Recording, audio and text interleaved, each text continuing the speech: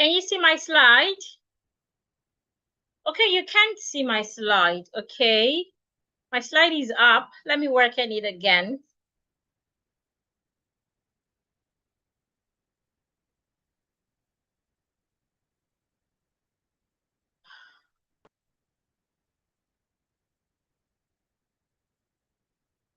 Can you see my slide now? Can you see my slide now?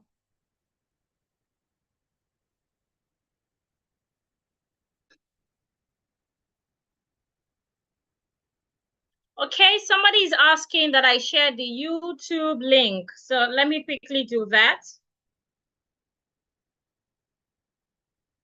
Somebody's asking that I share the YouTube link. They can join on.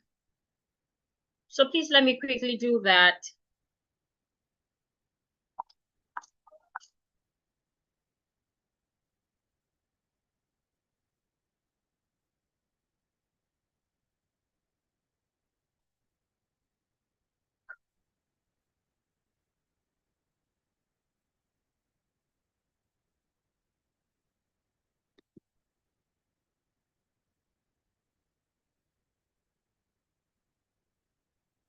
Give me a few seconds to quickly share the YouTube link.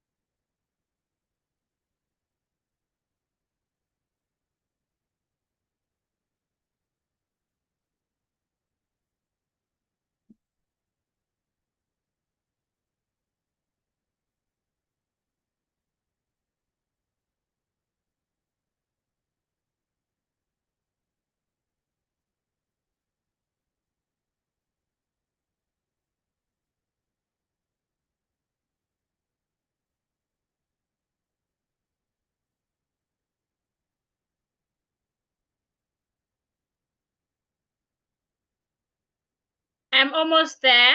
I'm trying to share the YouTube link.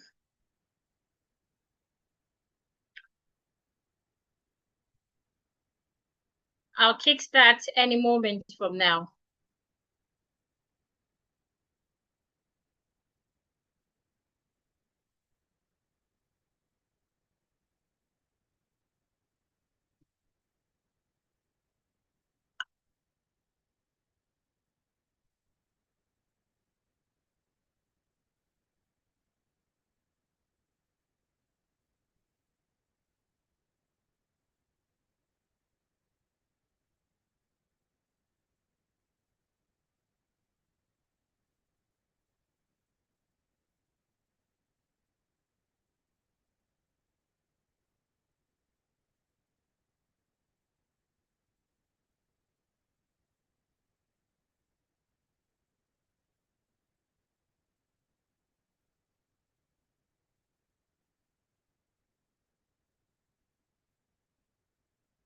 Yeah, I am ready. Okay, let's kickstart. So I welcome all of you to tonight's session. And tonight I will be sharing with you the 3 critical mistakes first-time moms make that force doctors to recommend induction. If you're a first-time mom here, please raise your hand. I want to be sure we are all first-time moms. If you're a first-time mom, please signify. So my goal tonight is simple. My goal is to show you the 3 overlooked factors that led to my emergent induction and how you can avoid them to increase your chances of the natural birth you are dreaming of. As women, we do not want to go through CS, right? A lot of women don't want to go through that route. But do you know that there's another painful route in pregnancy called induction? A lot of people don't talk about it. I never knew what induction was until I experienced it. And I do not pray for my enemy to experience it. And that's why I put this together. So maybe you've not heard about induction before. The normal birth method that we usually hear about is the vaginal birth. Of course, induction is a type of vaginal birth, and the operation that people call CS birth. And from experience, a lot of people would always pray, no, I don't want CS. In fact, it's usually some women's prayer point. But like I said, there is something else that people don't talk about, and that is induction. So if you stay until the end this evening, I'm going to share with you the exact 3 mistakes that I made during my pregnancy that forced my doctor to recommend induction at 41 weeks.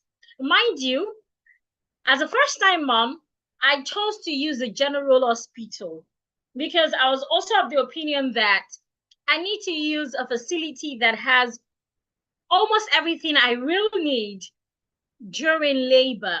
I do not want situations where I will be somewhere and they would be asked to refer back to somewhere else. I never wanted that.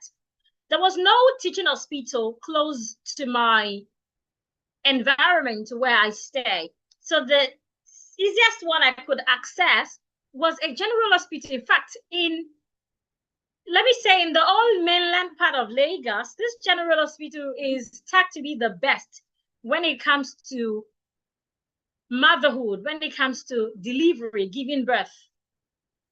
People far and near would always come to this general hospital when it comes to pregnancy and giving birth. So I had to choose that hospital just to be sure that everything will be fine. Yet, I went through induction. It is so funny how doctors, or when you go for tests or scans during pregnancy, and you ask questions like, when will my baby arrive? Almost all of them would say, I'm not God. When it's ready, when God is ready, they will allow you. But then a time will come during pregnancy that when it's not coming, the doctors will then recommend induction. In simple terms, induction is forced labor. So it is when your baby is not forthcoming for different reasons, when you're not feeling any sign of labor, and they feel like if this doesn't happen within a certain time, then you must give birth. Normally as pregnant women, you'll be told that you would be in that sphere for 9 months. But I'm here to tell you it's not exactly 9 months. It's actually a duration of 42 weeks. By 42 weeks, if your baby is not on earth already, then the doctors would say that you are in danger. So before pregnancy clocks 42 weeks, you're expected to give birth. In fact, you're expected to give birth from 37 weeks, which is about 9 months. But a lot of people do not give birth at 37 weeks. So you still have 38, 39, 40, 41. By 41, if your baby is not here, then the doctors would give you that impression that there is fire on the mountain. So they would recommend that you get induced before you get to 42 weeks. Now, what exactly causes induction? There are a lot of factors. There are a lot of things that causes induction. And you must also know that some of these things, you do not have power over them. But there are some major mistakes that we have power over that we can avoid so that we do not go through induction. I can tell you for a fact that induction is a painful process. It is really painful. And because I do not want you to go through it, that's why I put this together. It is just so disappointing that we have about 20 people, 200 people, excuse me, in the group. But here we are. How many are we? Less than 10? That is really, really disappointing. Like somebody said in the group a few days ago, that when you do not pay for something, you do not appreciate it. So I feel it's because people didn't pay for this. That's why it is not appreciated. But anyway, I would go ahead to share what I have to share with those of you that are here, and of course, those of you that would watch the replay. So my name is Olubukola R.B. Agbalaya. And here is a picture of me when I was 36 weeks. And then this day I was heading to antenatal. I was heading for antenatal session. And when we got to antenatal that day, I could remember one of the midwives said, if you have clocked 36 weeks, make sure your bags are well packed. Make sure everything is ready, as we will be expecting your baby soon. And you know, that word gave me that readiness atmosphere. I thought, okay, by next week or in 2 weeks' time, yeah, my blue jet or my pink jet will be here. You know the feeling. And I started counting. And it looked like each day was worth 3 days. It seemed like the clock was becoming slower by the day. It seemed like night would not come and morning would not come. It became tiring. And on, I started moving from 37 weeks to 38 weeks to 39 weeks to 40 weeks. And then when I got to 37 weeks, I got concerned. 38 weeks, excuse me. I got concerned. Then I was asked to go for another scan. Funnily, when I got my scan results, the scan read back to 36 weeks. I was alarmed. Really? No.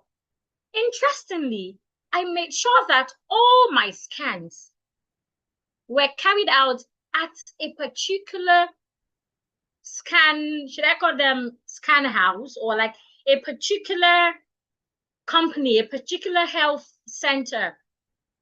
I wasn't one of those women that would do their scan in this laboratory and go to another laboratory to do their scan. No, I made sure that all my scan was done by the same laboratory. In fact, it was the laboratory that was specifically recommended at the general hospital that I used. So I was shocked when the result came. In my mind, by my own counting, I was already 38 weeks. And they read back to 36 weeks. You need to see my face that day. You need to see how much back and forth I went with the receptionist, with the doctor that did the scan. Funnily, it was the same doctor who did my first scan. Luckily for me, I had all my scan records. In fact, all records about my pregnancy journey. All of it was on a particular Google Drive. I recommend, please keep all records about your pregnancy somewhere you can easily access. It was on a particular Google Drive. Before that day, I was using the Samsung phone. But by 36 to 37 weeks, my husband had to collect that phone because I was getting overwhelmed. I was watching several videos on Facebook and on TikTok because I just wanted to be sure I was doing the right thing. I lost my peace of mind. I was always showing him, see this, see what this doctor is saying, see what this midwife is saying, see what this nurse is saying. And it seemed like the information were contradicting each other. So if this one is saying A, and I'm watching another video of another nurse, she might be saying Z about the same information. And you know how that can be.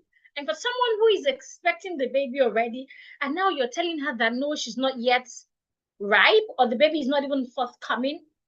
So it was a lot of mental stress for me. So my husband had to collect the phone and went to buy me a new Redmi phone. The Samsung phone is somewhere here. Excuse me.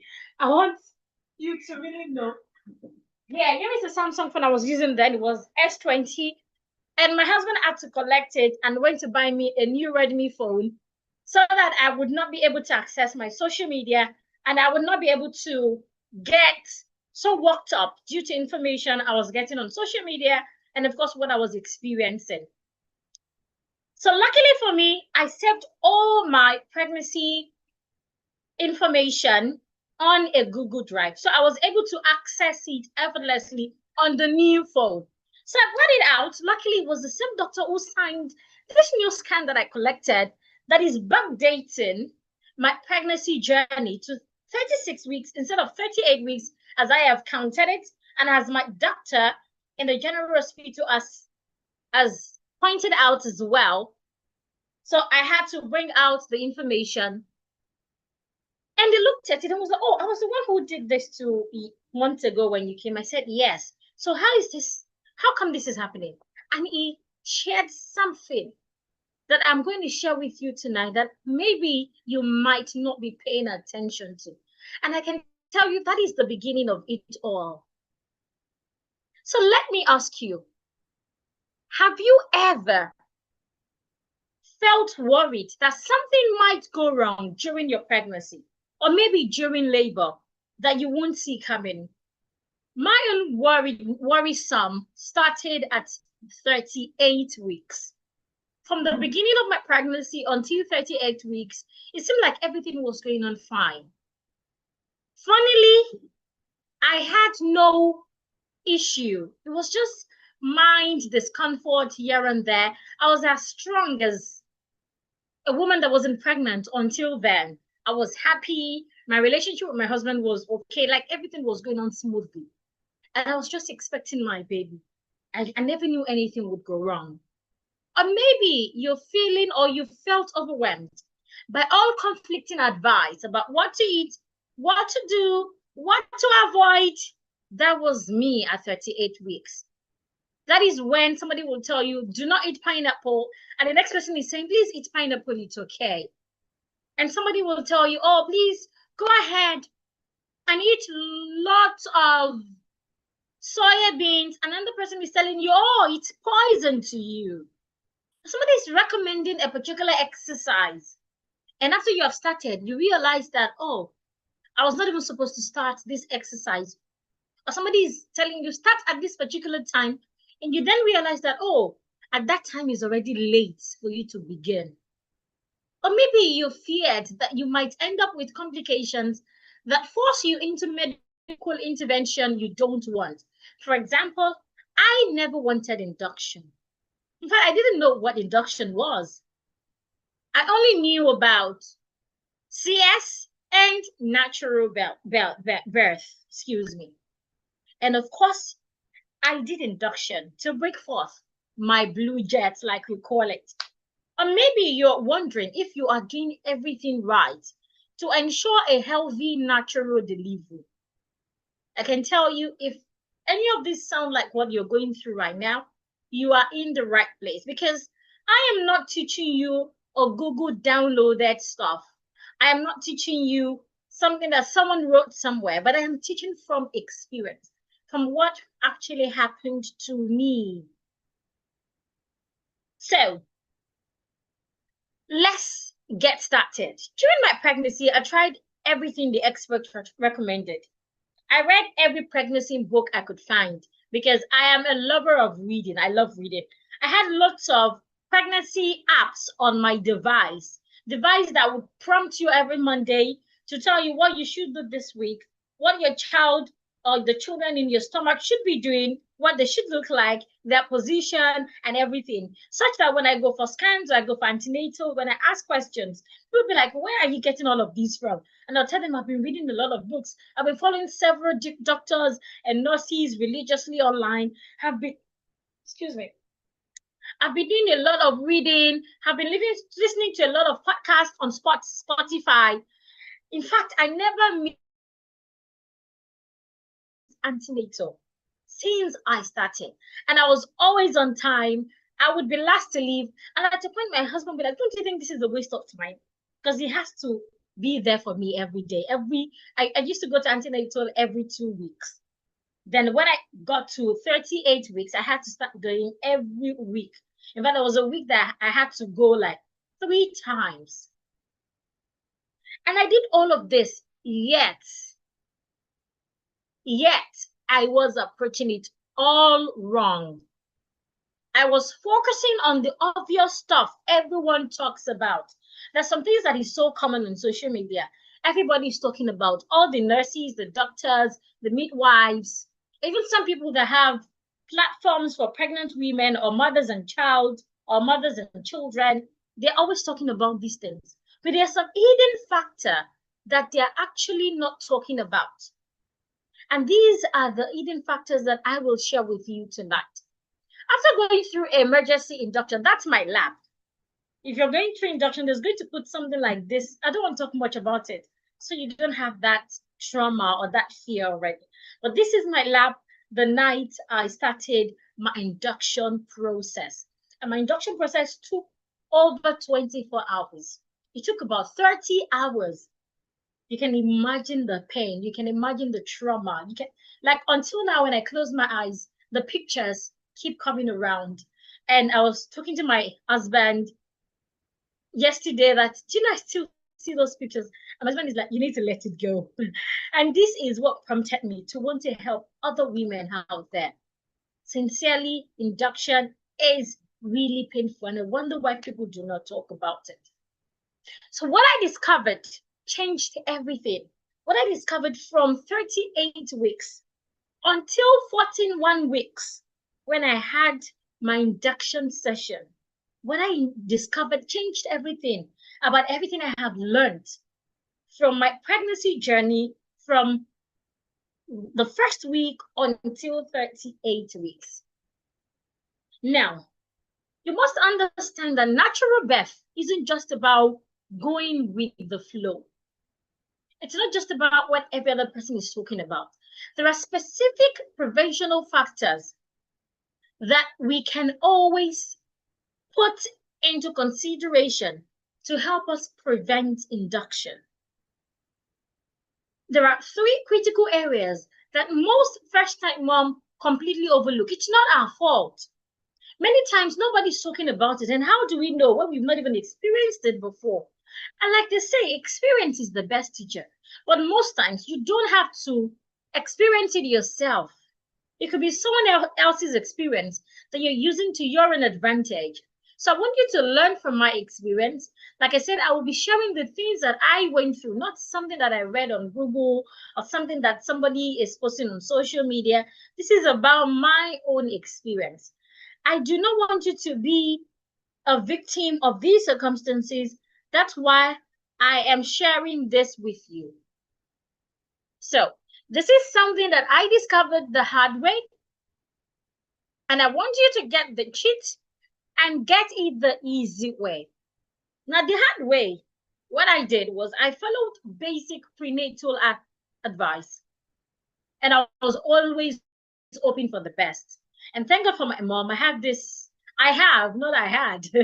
She's still alive, glory be to God.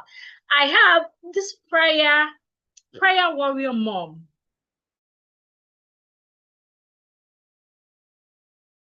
The first was have faith. The second, believe. The third, do not stop having faith and believing. Those were her words when I clocked 36 weeks. You know, every time I visited her during pregnancy, I'll be like, oh, why is it that you guys don't talk about how tough pregnancy is, not knowing there's something tougher? Even though I didn't go through it rigorously. Like when I meet some women, I'll be like, God, thank you. I'll be like, God, thank you. Because the experience differs. That's the truth. The experience differs. You meet some pregnant women, they have swollen legs, their eyes are swollen, they cannot even sit properly. Until 38 weeks, I was sitting properly. Like I could sit with my back straight and all. I didn't have to slouch. I could work properly. Not so many people could know I was pregnant, maybe because of my stature and because of the kind of outfit I used to wear, big clothes, and it was kind of not very obvious. My health was intact as well. Even at that, I would query my mother-in-law. I hardly visit my mom because she lives very far away. When I visited my mother-in-law then, anytime I visited her, I would query her and say, why is it that you people don't talk about these things? Even though there's something tougher called induction. So my mother-in-law would say, it's nothing. It's just what you have to go through. Have faith, believe, keep having faith and keep believing. These 3 tips really worked. Yes, they did. So I followed all the basic prenatal advice I could get at my antenatal ward, online, from books, from podcasts. I followed them. I crossed my T's and dotted my I's. Like I didn't leave anything out. Step 2, every time I have any issue at all, maybe I feel like my baby is not moving so much. You see me, I'll talk to my husband. My husband be like, no, like even you're not always active every day. So the baby, you don't expect him to be active every day. I will not listen to him. I'll make sure I go to the hospital to complain. At a point, they gave me a chart that I need to take note of his movement and all. Not knowing there was nothing wrong. It was just me being anxious. It was just anxiety. So I reacted to every problem as they came up during pregnancy. Yet, I ended up with complication that prevented me from having that experiencing that contraction, that natural contraction that usually comes, that breaking of water that everybody's talking about. Because if you go through induction, your water would not break like everybody would say that, well, once you see water pouring from you, you know your baby is here. No. That natural induction would not be there. Until 41 weeks, no natural contraction, rather. No contraction. I wasn't feeling any contraction. It wasn't like my baby was coming. The water didn't break. It was just like the counting is stilled. It's like I was still in 34 weeks or 35 weeks.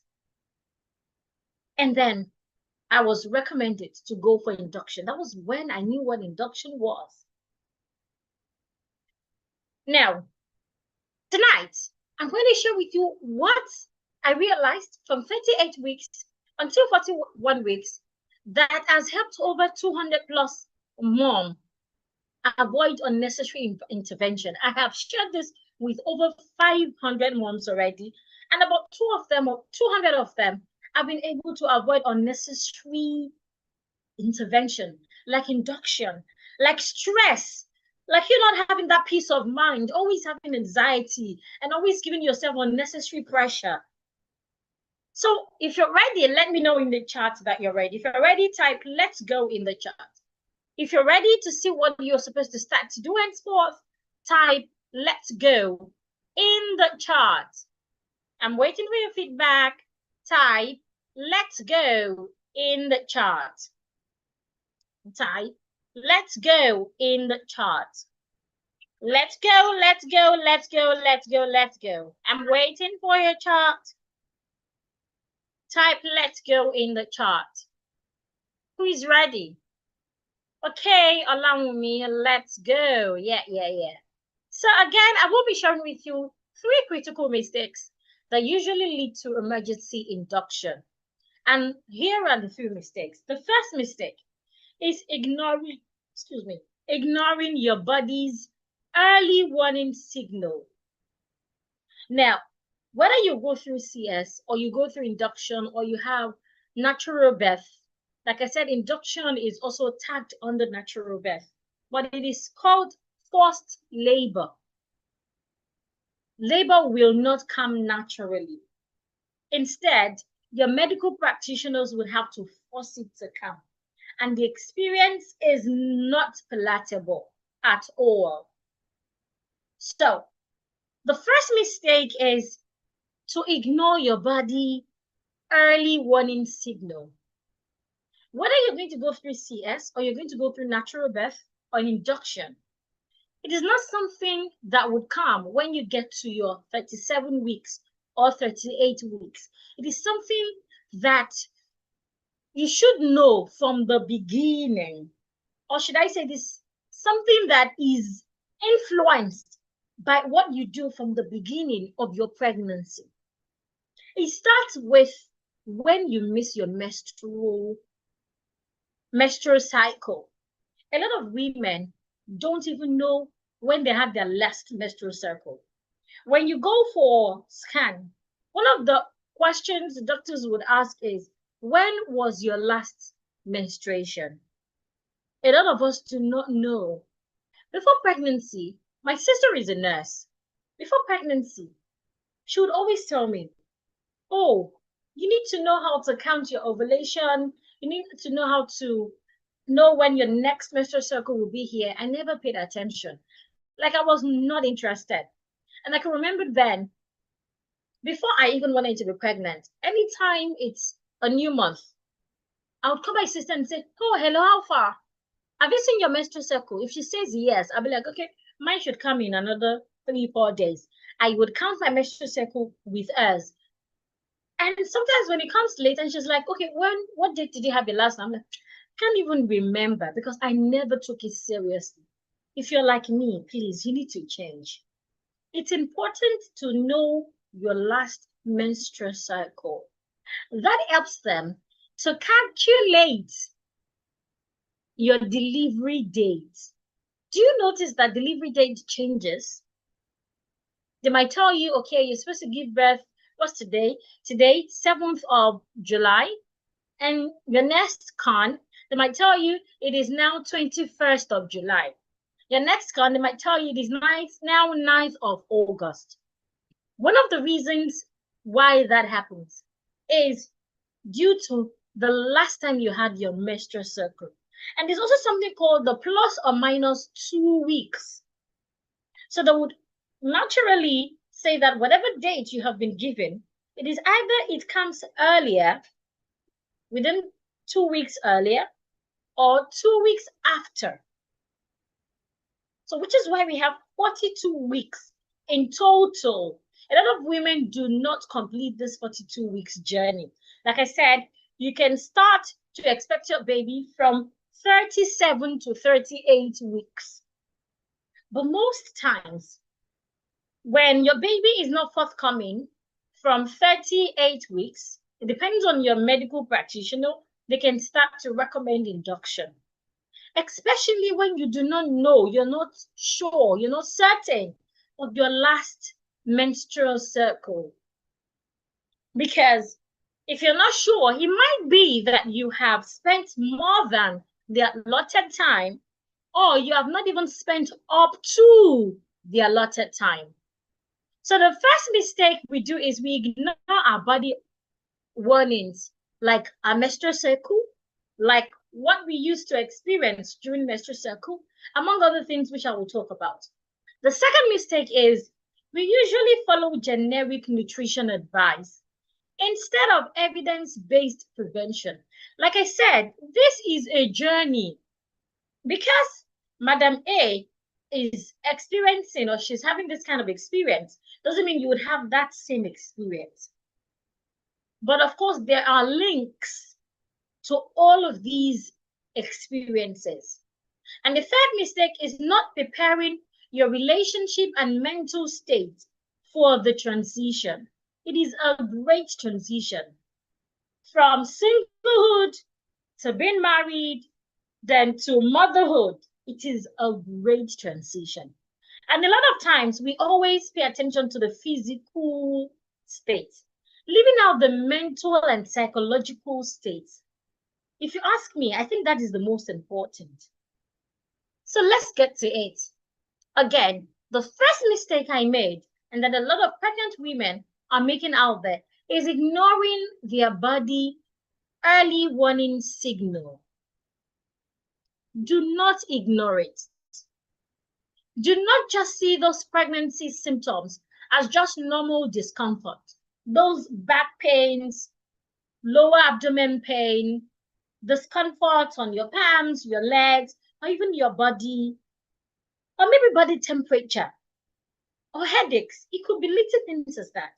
Do not just see them as normal discomfort. Instead, see them as your body giving you critical information, telling you what you should do and what you should not do. Most of these discomforts, you do not necessarily need to take medicine or drugs. In fact, I do not recommend medicine. I do not recommend drugs for discomforts or for pregnancy symptoms. Rather, they are natural remedies that you can do. So let's start to talk about them. Now, what I wish I knew about my menstrual schedule. please, henceforth, pay attention to your menstrual schedule. Let's assume you're already pregnant, and of course, this is already gone for this pregnancy. In your next pregnancy, please know when you had your last menstrual cycle.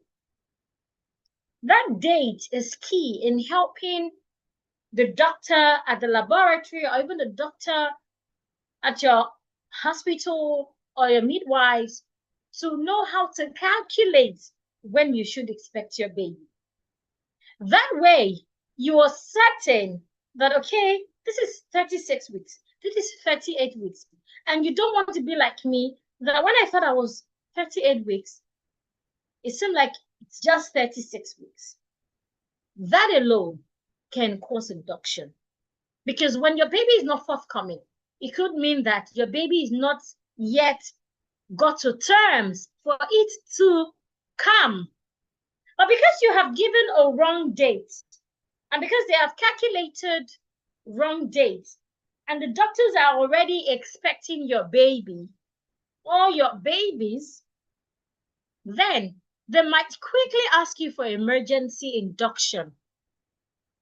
Because like I said earlier, once a baby spends more than certain times in your stomach or in your womb, then the doctor would tell you there might be a problem.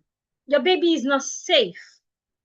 But if you know the exact date, they will be able to calculate the exact term. So when you're 36 weeks, you'll show your 36 weeks.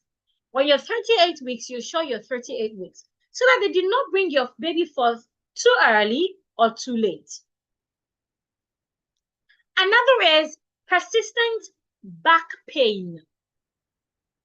If you're always having persistent back pain or waist pain when you're pregnant, whether early pregnancy symptoms or late pregnancy symptoms, do not just see it as discomfort. See it as signal. So one of the things you want to start to pay attention to is your positioning, how you lay, how you sit. A lot of pregnant women love to slouch. You want to rest your back and rest your arms during pregnancy. Yes, when you do that, sometimes you feel better, but actually you're not feeling better. Rather, you are trying to compile, should I say, you're trying to compile what you're not supposed to compile until late in your pregnancy. Because your positioning affects your baby's positioning. So there is a kind of position you sit, like slouching. When you slouch, your baby in your womb takes such position as well. And that can affect their positioning towards coming, towards you giving birth to them. As a pregnant woman, when you go for scan, one of the questions you should ask is the position of your baby. Where is the head? Is it sitting upright? Is the head down or is it up? You can control all of those by how you sit.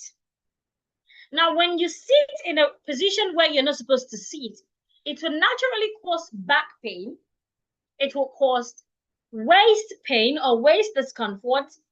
And that also would affect the positioning of your baby. So if I were you, henceforth, I will start sitting upright. You can always support yourself with pillows or something soft. Also, these days, there are lots of resources that you can buy. If you're the type that love to sit, to sleep, or lie with your chest down, there's some people, they love to sleep with their chest down. That is a bad posture for a pregnant woman. But of course, there's a resources I saw on social media. I have not tried it. I didn't try during pregnancy. But according to the review I got, the review I read, let me put it that way, it's safe for pregnant women. It allows you sleep at any position that you find comforting while controlling the positioning of your baby in your stomach. However, the best thing to do during pregnancy is not to look out for yourself. It's more of looking out for your baby, especially when it comes to positioning. Do not slouch when seated. Sit upright, support yourself with pillows or duvet, something soft to help support your back, to help support your waist, your side. That way, when you're sitting upright, your baby will be sitting upright too. Avoid bending down. When you want to go down, sometimes you just have to go down. Maybe because you need to pick up something or there's nobody around to support you to help you. Please do not just bend like this. No. Instead, do a slouch. I don't know if you can see me properly. I'm standing like this. Do a slouch while supporting yourself with something. It could be with the wall, with the door, with a stick. Make sure to support yourself. So you squat slowly, and then you get up slowly as well. Because whatever you do to your body, you're doing to the baby inside. So your baby positioning can also make you go through induction or maybe CS, in fact. So pay attention to your positioning. No slouching. Don't sleep with your chest down. Don't sleep with your back down. Rather sleep by your side. Sleep by your side. Very important. When you're sitting, sit upright. Make sure your waist is straight. Make sure your back is straight as well. Do not bend when you want to swim. You can get a long broom or a long brush if you must swim or if you must do something that you need to bend on. Now, another is morning sicknesses.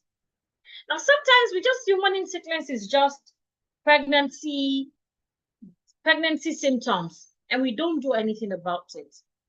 Please, sometimes morning sickness can be an indication of nutritional deficiencies. And nutritional deficiencies can affect labor. It affects labor. One of the things you should never joke with during pregnancy is enough water and fruit. Never ever joke with it.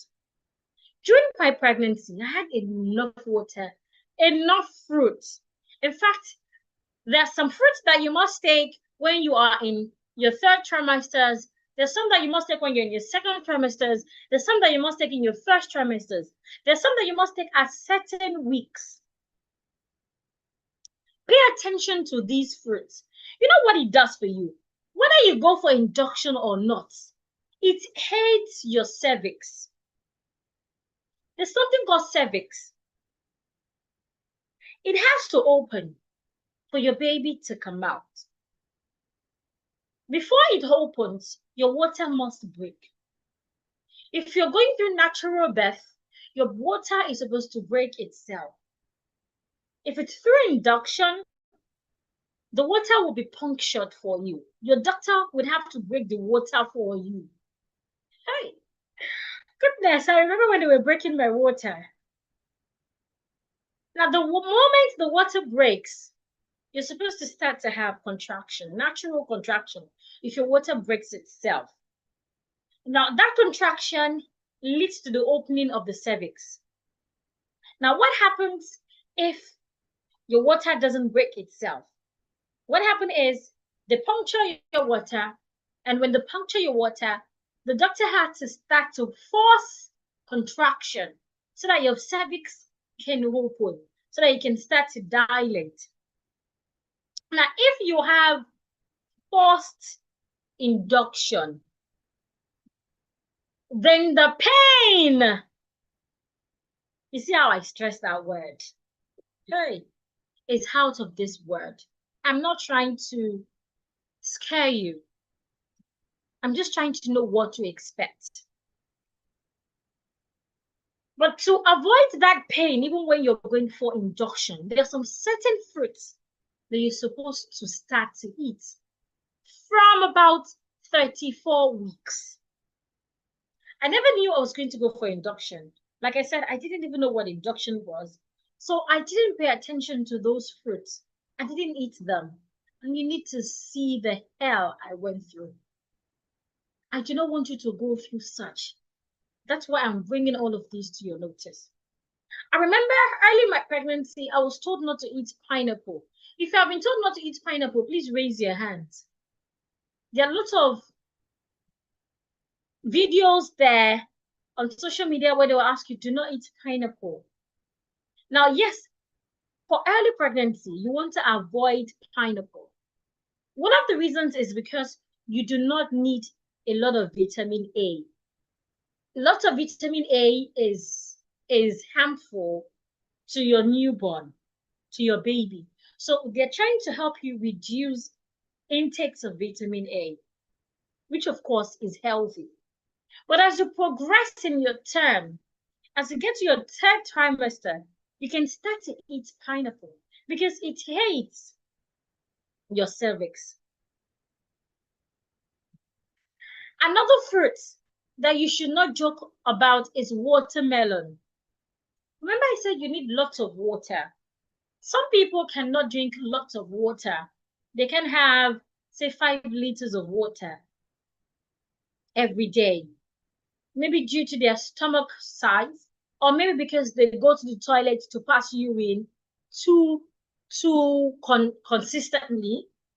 Another thing you can do is to eat lots of watermelon.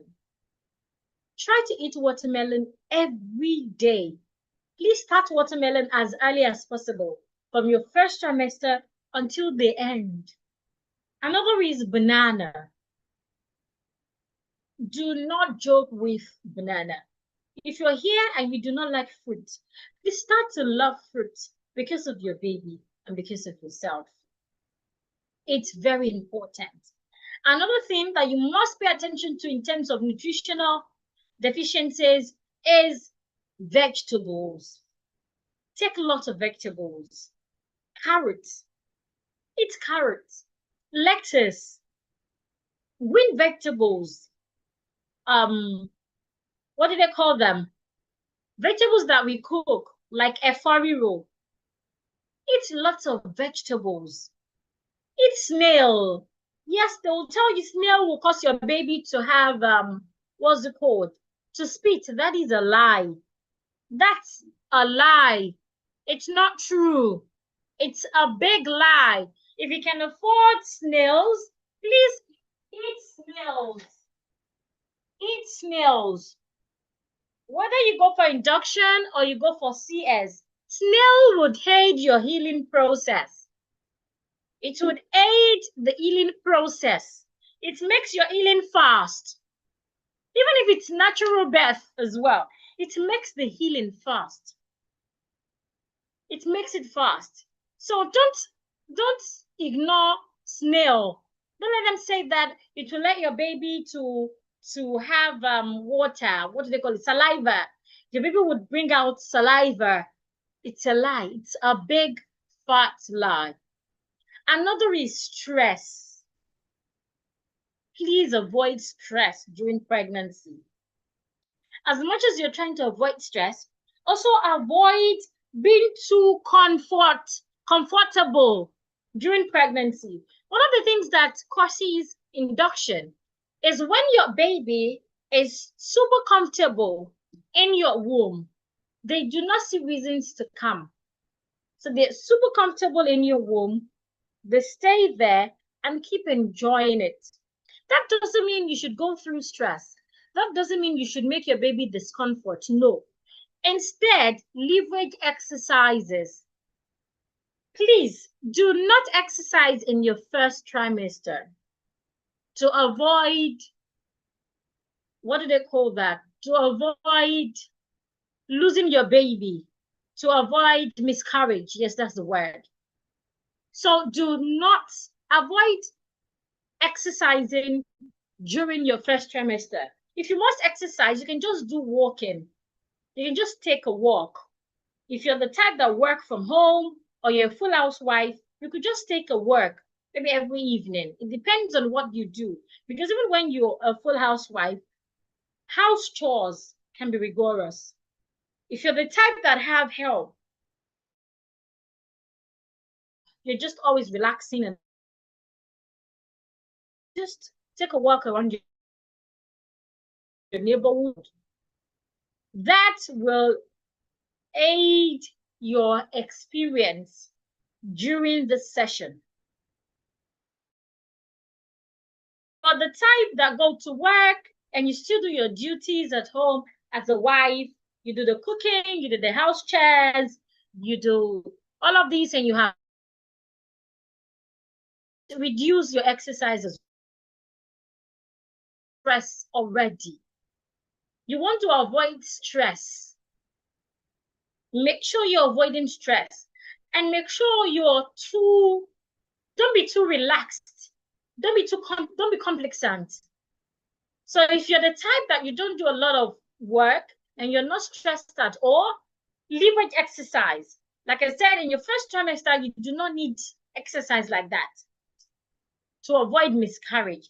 But from late second trimester, you can start to exercise. Now, there are can do to also avoid body pains, like playing with your legs, your feet. I want to show you my feet. So you can do things like this. It helps swelling legs. You do this to your arm, same to your leg. And remember, always sit upright to avoid body pain and all. Now, exercises to help your baby to be in the right position and to make labor easy. You have to do a lot of squatting, but don't make it too intense. Just do what you can do. You don't have to do 30 reps 3 times a day. No, please, that's too much. Do what your body can carry. Like I said, it's a personal journey. Do what your body can carry. If all you can do every day is 3 squatting, you go up, you come down, 3 squatting, you can do. Doctors would recommend, nurses would recommend, but please do what you can do. Do what your body can. Another is to have a sleep pattern. Don't always disrupt your sleep. It helps your baby movement as well. So say, for example, you know that, okay, I would always love to sleep between 8 p.m. till 8 a.m. Or I would rather have a bit of 2 hours sleep, 2 hours in the afternoon, 2 hours in the morning, and then make sure that you have a pattern. Don't just sleep anyhow. Today, you're sleeping 4 p.m. and at night, you're not able to sleep. And then tomorrow, you decide not to sleep in the afternoon so you can sleep at no, don't do like that. Work on your schedule. Have a sleep pattern. So if you're someone who doesn't go in the morning, I would just relax. I wouldn't sleep and do some of the other things that I have to do. Then in the afternoon, I can have a 2 hours or 3 hours sleep. And then at night, I would have my... It helps your baby to also have a pattern so that when you're awake, your baby is active, to prevent you from having that tremble of, oh, my baby is not moving today. Oh, my baby is this, my baby is that. To get you anxious or to get you depressed. It would help avoid that. And that also would help you to be able to have that natural birth you crave. Because stress can also lead to induction. So avoid stress.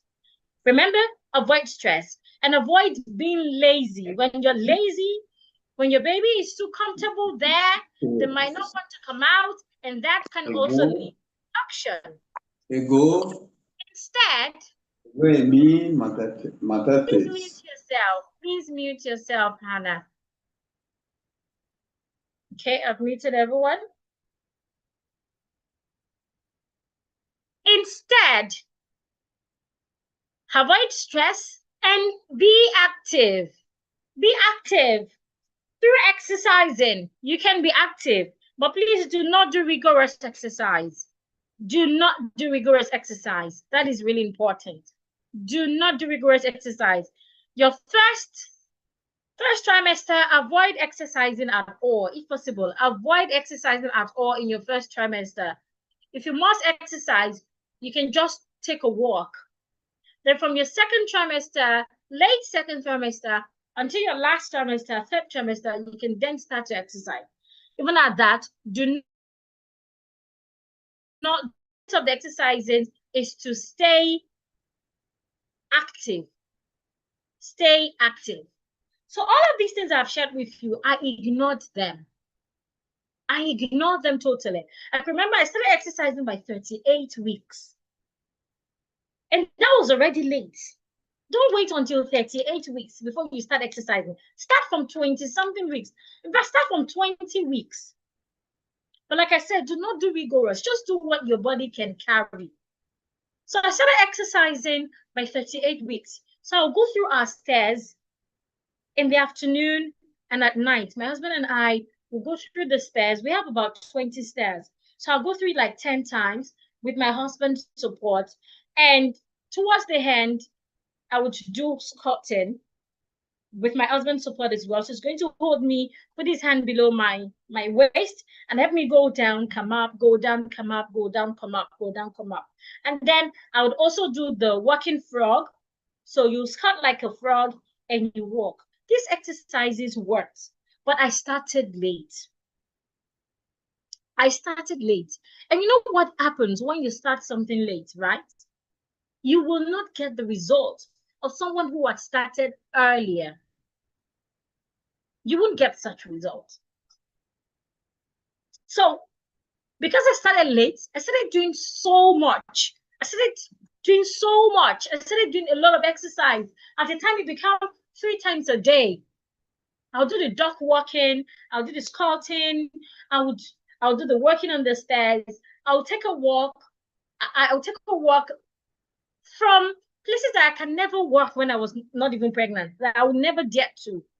My husband and I would take that work every evening. We walk to and fro. So at a time, there were signs of stress already. I was already stressed. And because I was stressed, I didn't even have that power. I didn't have that power to even push the way I should have pushed because of stress.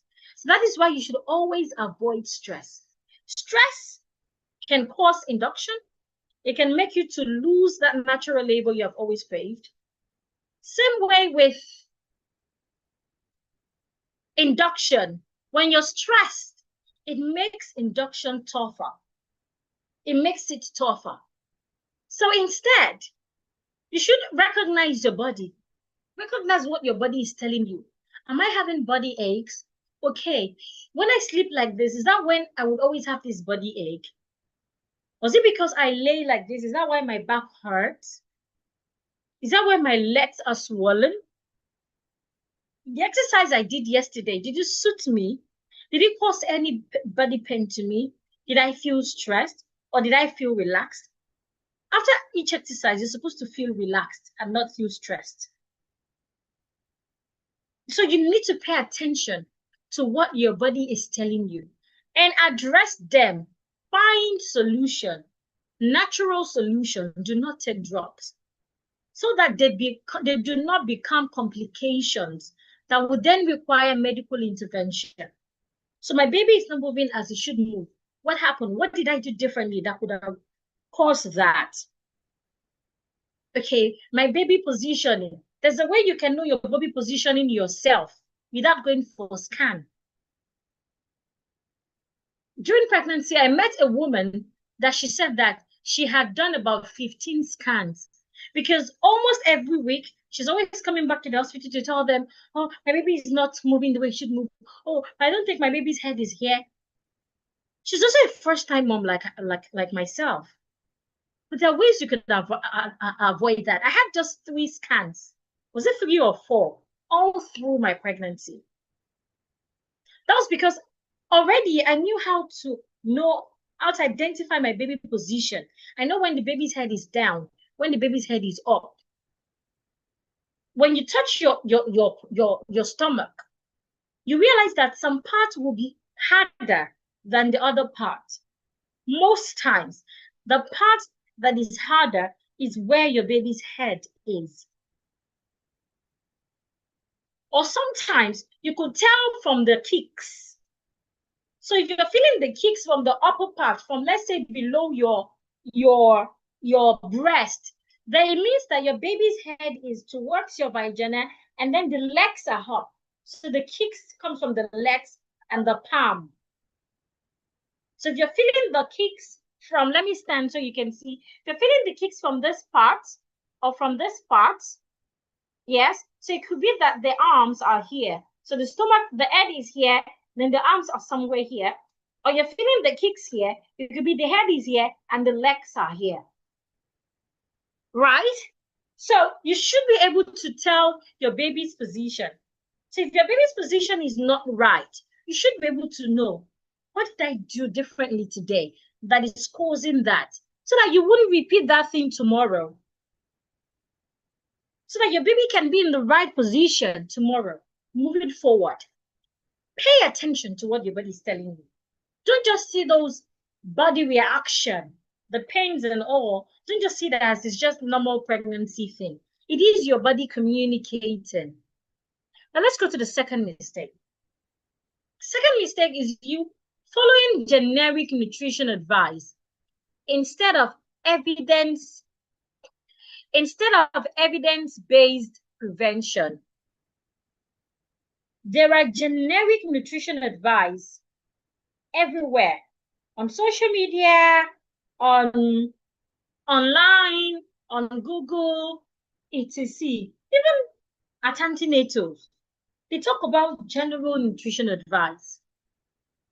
But like I said, there are some evidence-based prevention that you can do while paying attention to nutrition advice. So let's talk about some nutrition advice that you want to pay attention to as a pregnant woman. Now, first is, do you have diabetics? What's your BP level like? These are questions that you must always ask when you go for antenatal.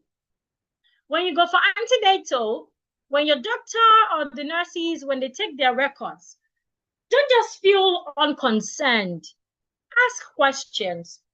Is my BP okay? Some people, once they're pregnant, their BP would naturally get high. So ask questions. Is my BP okay? Oh, your BP is high. Is it a natural pregnancy thing, or do I need to pay attention to it?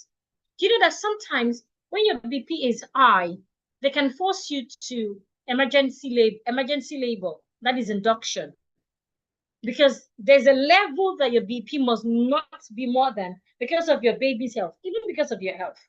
So when your BP is too high, they can force you. That's one of the reasons why some people would give birth to premature.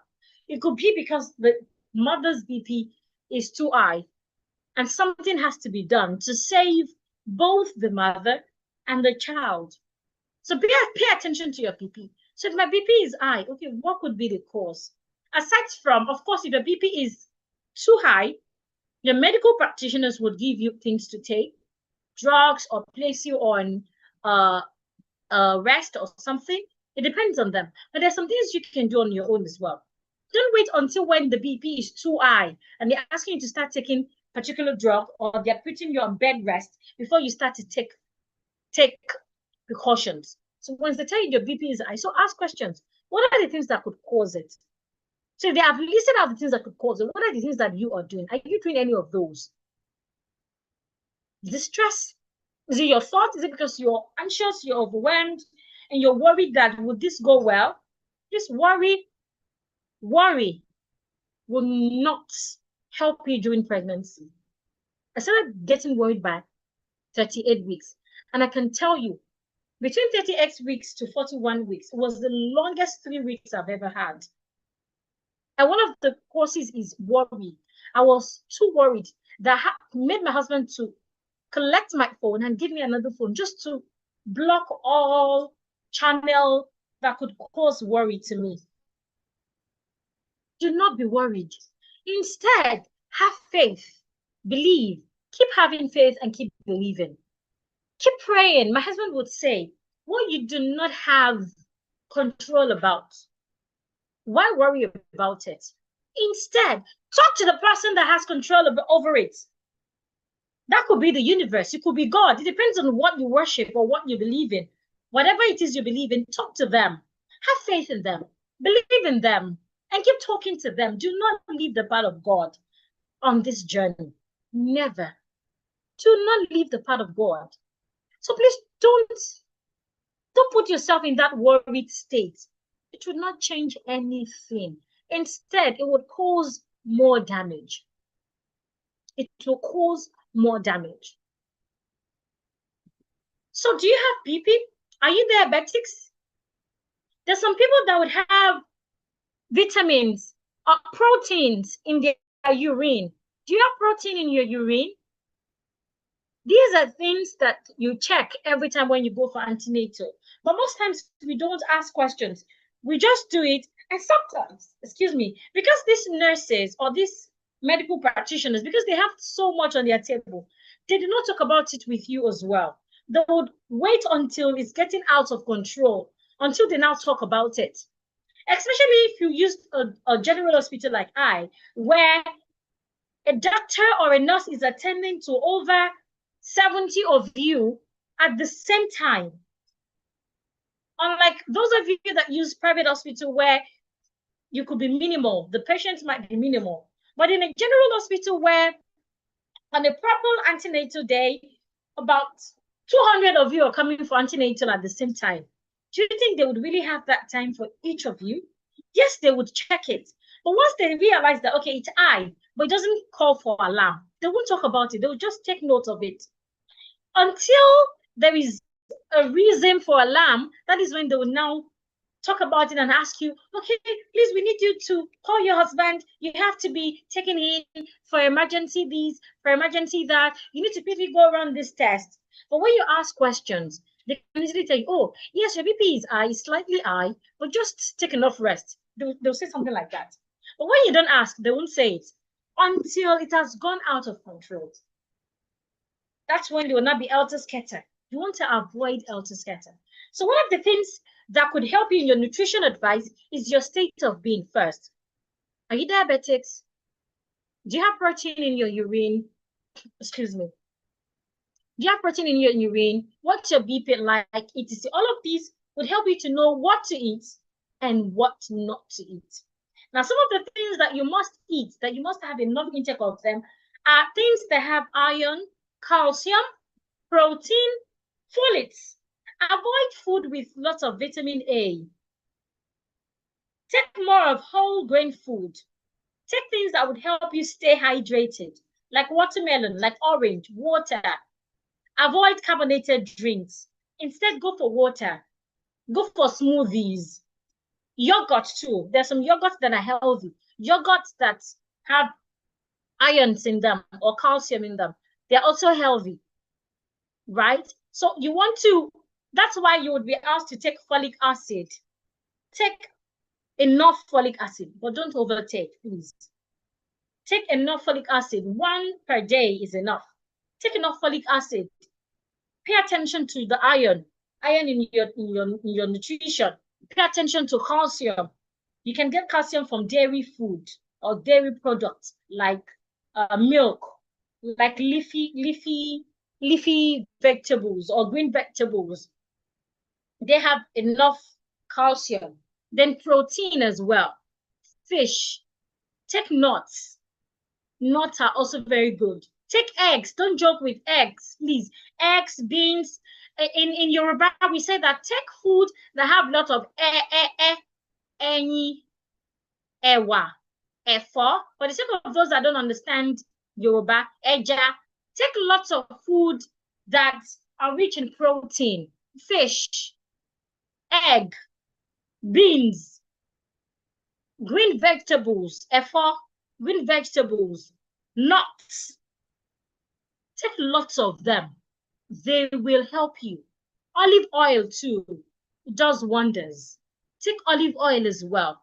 But like I said, there's some foods that are good for this, for different session, or should I say different trimester in your pregnancy. But I won't go into all of that tonight.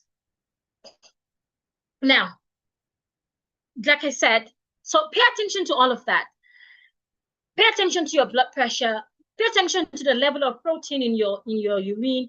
Pay attention if you're the type that have diabetes, maybe before you got pregnant or while you're pregnant. Pay attention to what you eat. Pay attention to how you eat it as well. To avoid, if you don't have BP, to avoid having BP.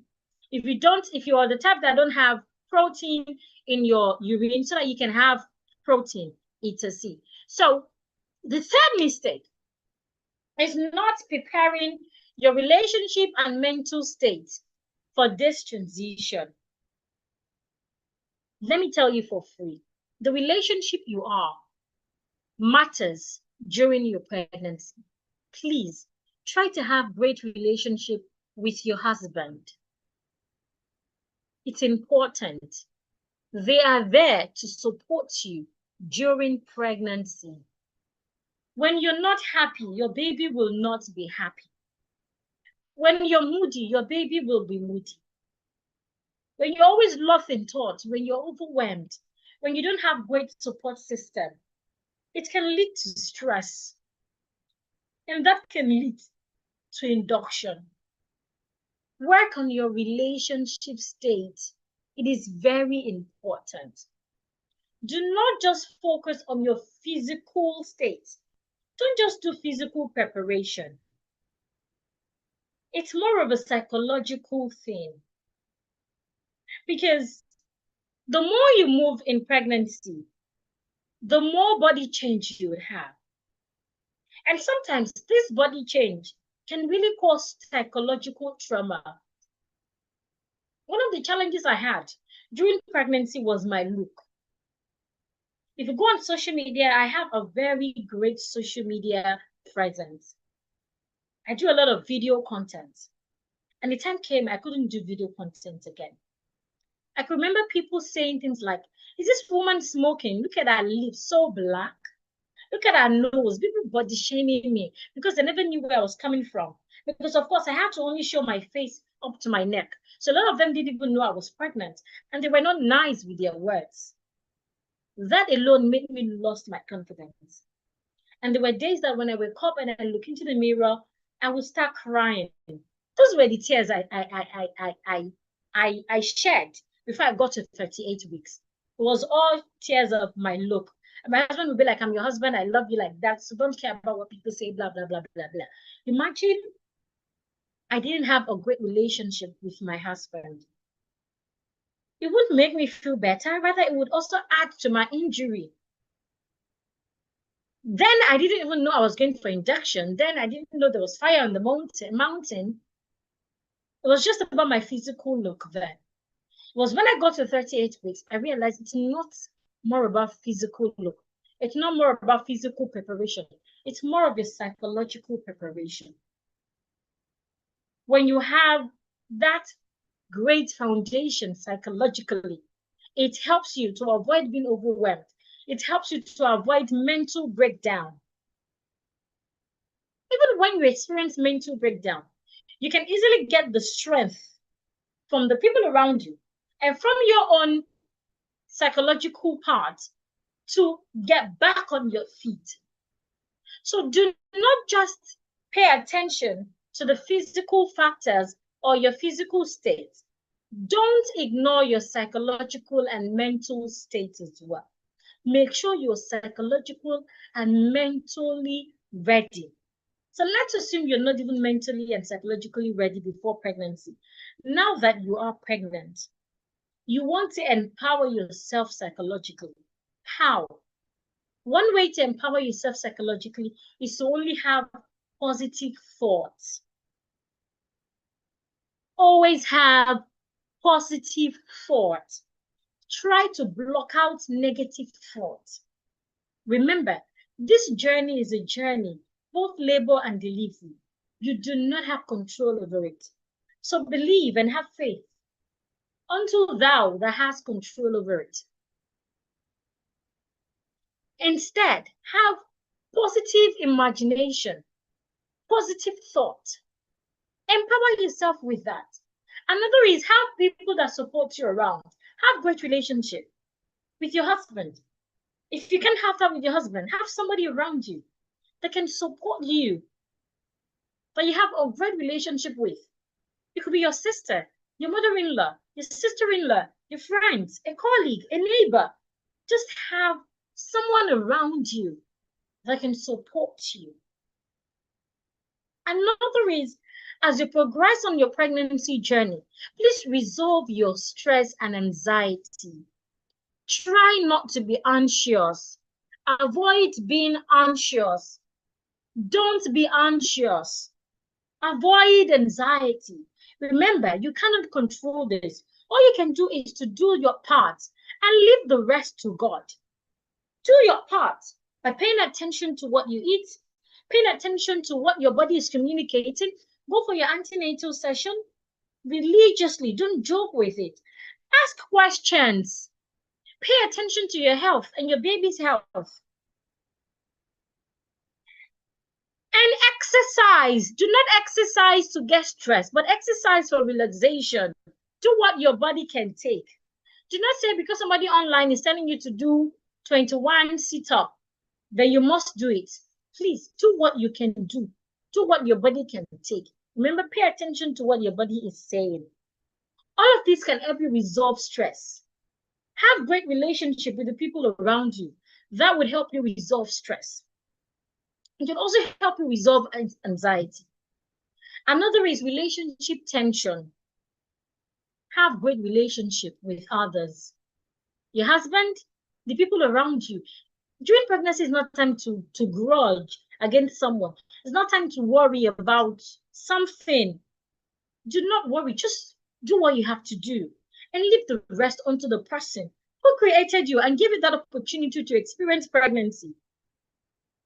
It wasn't by your might that you got pregnant. It was by his might. So leave him. Let him complete what he has started in your life. Do not be anxious. Do not be worried. Do not be worried. Another is the psychological readiness, the mental readiness. Let's assume you're not ready before pregnancy. Now that you're pregnant, empower yourself mentally and psychologically. Read books around emotional intelligence. Watch videos or podcasts around emotional intelligence. Know how to keep your emotions intact or keep them in check. Make sure that things that would make you sad or things that would work you up, you are avoiding them. Only do things that make you happy. Only do things that empowers you and not things that disempower you. Because I didn't pay attention to this. And by 38 weeks, like I've been mentioning, I was mentally exhausted. I was already feeling disconnected from my partner. When my partner is around, instead of being around him, you see me on social media. I want to listen to all information about pregnancy. Another thing is don't over-listen to information. If I were you, I would pick one or two people that I want to listen to during this pregnancy journey. I do not want to listen to everybody that is talking about pregnancy. Because if you do, you will get confused at a time. In fact, at a time, they will start to put fear in you. At a time, anytime I go on social media and I search for pregnant woman, what induction is, or when to expect your baby, it got to a point, it was only negative information. TikTok and Facebook started bringing. It was only those that lost their baby after induction, or those that went through induction and it wasn't successful, and they had to even tell them to even go for CS. That's the worst part. If you go for induction, and maybe at a point, you're stressed. Maybe you're stressed to push your baby, or you don't even know how to push the baby. Or for one reason, something is not going well. After induction, they might still book you for CS. I met 2-3 people like that in the same ward that we were. Like I told you, I used a general hospital. And the way their labor room is, all of you that are in labor at that time will be in the same hall. It's just like a hall. So there is no privacy. You can hear how Lady A is crying, how she is going through labor. You can hear how Lady O is crying. even while you're doing your own crying as well. So we were all in the same room. You would experience how Lady O gave birth, and you are still there trying to bring forth your child. And you will be there when Lady Z couldn't push again, and they are making calls, taking notes and saying, call your husband, call her husband to come sign. We quickly need to take her to the theater for CS. And you're still there where another person just lost her baby in the same room. Unlike a private hospital where you could be like, it's just you in your own labor room or in your own labor ward. The general hospital where I used was all of us in the same hall, experiencing, shouting, weeping, crying, all together, laughing when you finally give birth and you see that another baby is crying and you're happy for that mother. And you're praying really hard for another woman, even when you're in pain, because the nurses are saying that, oh, this baby is turning blue. This baby is turning blue because you're not pushing. Please push. And you're hearing the nurses begging a pregnant woman to push because they do not want to lose that baby. It can be really hard. So please, be mentally ready. Very important. Be mentally ready. When you're mentally ready, when you know how to push, that's when the journey is even easier, whether it's induction or natural birth. Because whether your contraction comes naturally and you're booked for natural vaginal birth, or your contraction didn't come naturally and they had to force it, and you have to go through that pain for over 24 hours before labor even starts, and then labor finally starts. You do not have that mental readiness, that energy. Your body has disconnected due to stress. You cannot push again. Your hormones aren't working properly again. And they're not telling you to now go for CS. After that old stress of induction, I'm not praying that for you. But you must do what you have to do. My husband would say, there's some things that you must do yourself. There's some things that God will do for you. Bringing your baby to life is God's job. But God will not come down to push for you, whether you're going for natural birth or maybe it's even induction. God will not come down to give you that energy that you need to help your baby come. At a time during my induction process, I was really tired. I was hell tired. I couldn't even talk. I had to stay still on my bed, weeping. All I knew was water was rushing down. Like when you have heavy raindrops, it was rushing down. I couldn't scream again. I couldn't shout, but I could hear all the shouts from different mothers.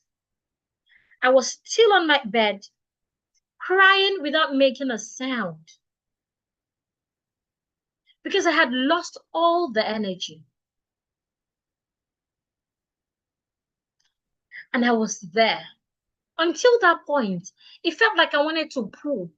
I didn't even have that energy to call the nurses that I want to pull. All I did was signal with my hands. And as I signal with my hands, none of them caught my attention. Why? Because there were other women in there shouting, seeking attention, and they needed to attend to them. And luckily, a nurse or a doctor just walked in and asked. I could hear deep down, she asking, why did you just leave this one here? Why aren't you attending to her? And they said her dilation kept reducing. She wasn't progressing. And she dipped her hands inside my vagina. And she said, do you want this child to die here? She's ready. Right there. She said, madam, it's time to push. And then I remembered my husband saying, Bukola. My husband calls me Hadu. Bukola, Adumi. When it is time to push. Do you know how hard you usually push when we're having sex and you want to come? Just do that for me. And out of nowhere, because I had programmed myself mentally, the strength came and I pushed just 3 times. My baby was out, hale and healthy. Why did I share this short story with you? Have a great mental state. Be in a great mental state. Be in a great psychological state. Save your energy for when you will push. Don't waste all your energy shouting, whether it's natural birth or induction. Do not waste screaming. Because when that time comes for you to push and you're not able to push, God forbid that they then say, quickly rush her to the theater. Let's cut her to have the baby out. After you have gone through that stress, that would not happen to you. But remember, God will not push for you. You need to be able to push. So please avoid stress and work on your mental strength. Do not be mentally exhausted before that stage. I remember during my pregnancy, my husband and I, we had several conversations around him being in the labor room with me. Unfortunately, they didn't allow that. According to them, their private ward is already filled. They have a private ward where you can pay for VIP if you want your husband to be there. But that was already filled. So I needed to use the general labor room where every other woman are. And of course, my husband would not be there when there are all other women. That's an abuse to them. So my husband couldn't follow me to the labor ward, but those were his last words. Bukola Adu, when it is time to push, remember how you usually push it out when we're having sex and you want to come. I believe we are all adults. That's why I'm saying all of this. Just go that way and push. Please. Induction is really painful. If you ask me, it's super painful than CS. CS has its own challenges as well. But if you ask me, I would say it's worse. So now imagine you have gone through that. And then it comes to a stage when it's time to bring forth your child. You don't have that mental readiness. You don't have that mental strength. And you are now asked to go for CS again. You would not experience that. So instead, prepare mentally, prepare emotionally, so that whether you have the natural birth you crave or induction, you are able to bring forth your child without going to the extreme, which is CS. Now it's question time. Before I proceed, I have a few more slides to go. Before I proceed, let me take a few questions. If you have questions, please ask in the chat. If you have questions, please ask in the chat. I'd like to take a few questions before I proceed. If you have questions, please ask in the chat. If you have questions, please ask in the chat. It's question time. Please ask your question in the chat. It's question time. Feel free to ask your question in the chat. I will be happy to attend to your question before I proceed. If you have questions, excuse me, please ask your questions in the chat. I await your questions before I proceed. I await your questions before I proceed. If you have questions, ask your questions in the chat. If you have questions, ask your questions in the chat.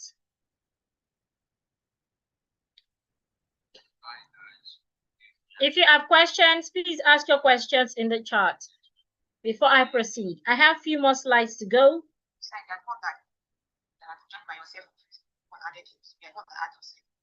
I have a few more slides to go. If you have questions, please ask your questions in the chat. Okay, I want to believe you do not have any question. No, you're not to ask the question in the WhatsApp. Ask the question in the chat, in the comments. Okay, somebody is asking a question on WhatsApp, but you're not supposed to ask the question in the group. You're supposed to ask the question in the chat. So let me read the question. The question says, how do one know if one's baby is growing well at the first trimester? That is a great question. Now, the only reason why you should be scared during your first trimester is when you see blood. When you see blood, please quickly go to the hospital. That is during your first trimester, or even all through your pregnancy. Once you start to see blood stains, there is fire on the mountain. So please go through the doctor. But if you do not have blood stains, the first is register for antenatal. So once you register for antenatal, it gives you the opportunity to belong to a community where you could ask questions. And of course, they could also always check the state of your baby. That is the first. The second is when you register for antenatal, when needed, they would ask you to go for scans. Scans is what tells you the state of your baby. Of course, there are ways the doctors find out. But most times, even the doctors leverage scan. So they tell you to go for scans. So the scans can then tell you the position of your baby, the health of your baby, etc. There's a particular scan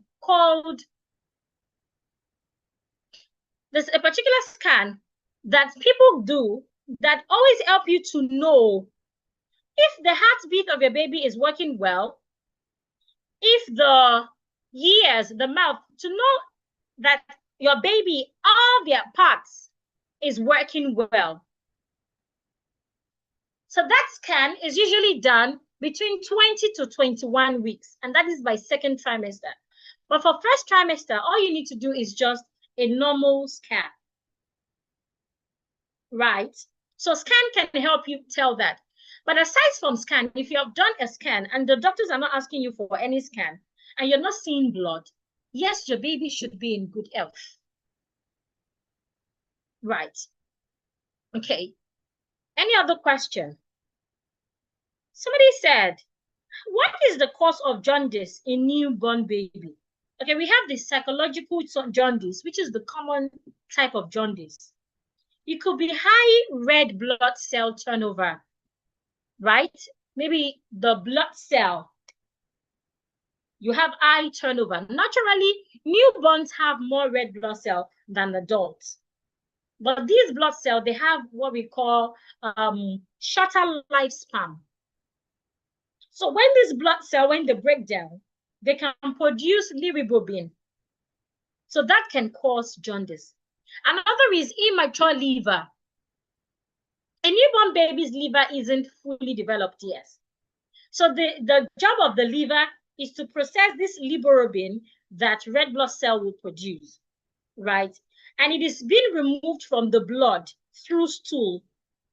So in the first few days or first few weeks of your baby, the baby's liver, excuse me, what am I pressing? So the baby's liver may not be effectively enough to handle that bilirubin that was produced. And that could lead to temporary buildup.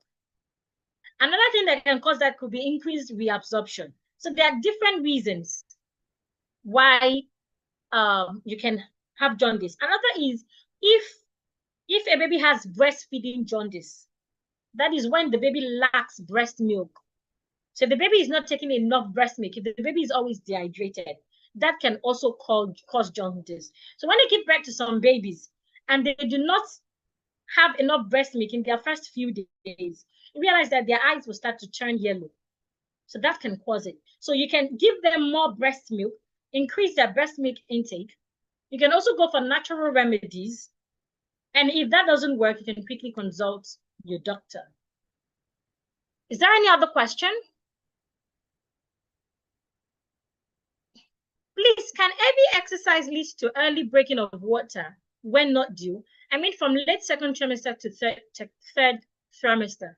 Okay, normally when you exercise help with this process of your water breaking and then having contraction early. But I do not recommend heavy exercise. But normally, there's this saying that says that when your baby is too relaxed in the womb, contraction will not happen. Your water will not break. Contraction will not happen. So sometimes people use exercise to help to make the baby not to be too comfortable, right? So that they can have early delivery. So exercise work, but I do not recommend heavy exercise. There are other things that you can do to fasten the process of contraction or the process of labor so that you can give birth between 38 to 40 weeks. There are other things that you can do aside heavy exercise, but exercising is one of it. But that word heavy before exercise is what I'm trying to avoid. I don't know if you get it. So do not do rigorous exercise. Don't do heavy exercise. Instead, start exercising earlier. And there are other things that you can do as well to help increase the process of what's it called? The process of delivery. Now, there are other questions on WhatsApp. Let me quickly check them. You're expected to send your question to the chat. That is to the comments here, not on WhatsApp. But then let me check. Hold on, please. My system is acting up. Okay, let me quickly go to WhatsApp to check. Okay, somebody said, what are the significant things?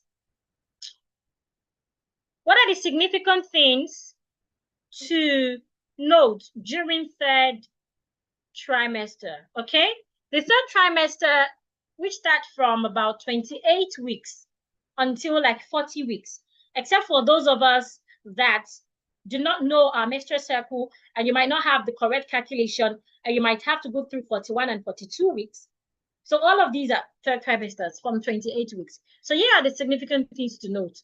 One, increased discomfort. There's usually increased discomfort. Some of us might have short breath.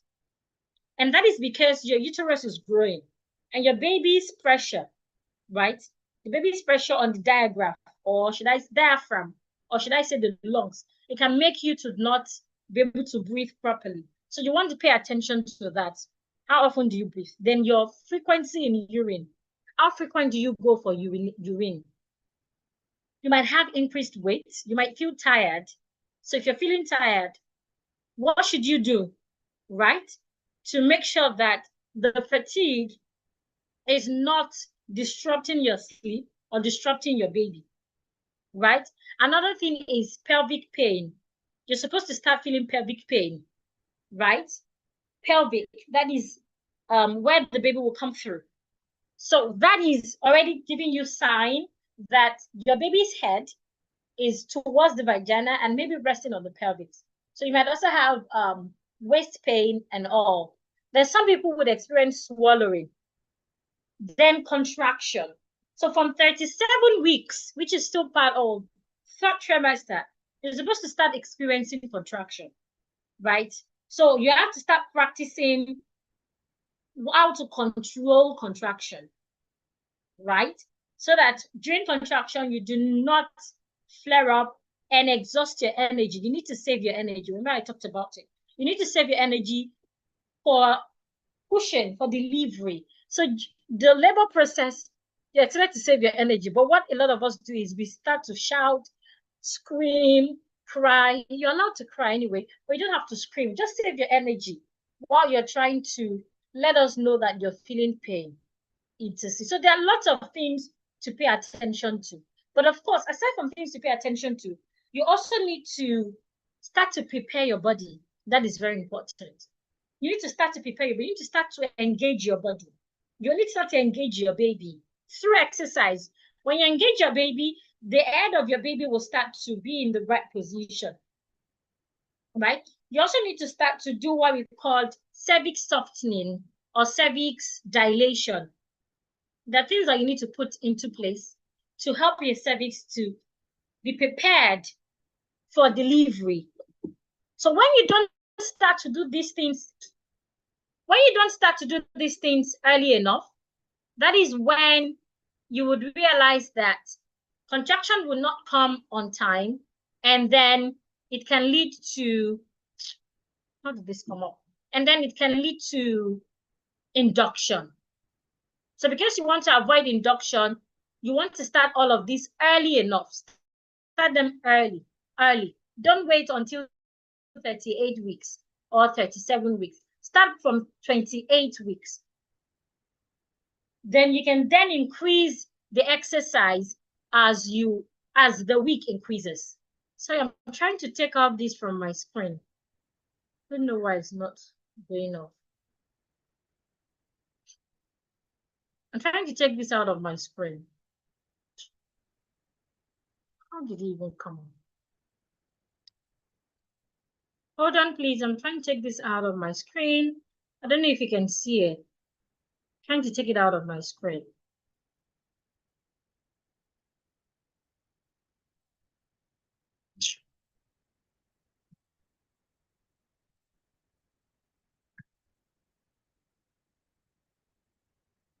Okay. So is there any other question? How can you avoid vaginal tear? Wow. I had vaginal tear, and that's another story for another day. One of the things that causes vaginal tear is the weight of your baby. The weight of your baby. So when the weight of your baby is too much compared to your cervix, so if your opening is not as wide or is not of the same size as the head of your baby, then that can cause vaginal tear. So how to avoid it? There are different ways you can avoid vaginal tear. One is massage. There's some massage you can do. These are things that I share with pregnant women in my inner circle. The massage that you can start to do to help that place to be ready to open as wide as possible, right? So massage can help, but you don't just want to massage anyhow. And the massage is expected to start by about 33 weeks, 33 to 34 weeks. It's expected to start massaging. You want to start massaging the area of your vagina and your anus so that it can easily open as much as possible. And no matter the size of the head of your baby, it can get to come out easily, right? There's some oils that you can use. Another thing that you can do is to do kegel. There's something called kegel. Like I said, these are things that I share with the pregnant women in my inner circle. I'm going to go on my inner circle soon. So this would also help contracting and relaxing of the muscle that supports the vaginal wall. So it can easily open, it can easily close. Another thing is to stay active. I talked about staying active earlier. Don't become lazy because of pregnancy. One of the mistakes I made during pregnancy was I had to stop working. Yes, I do more of online stuff and I do just a bit of physical stuff.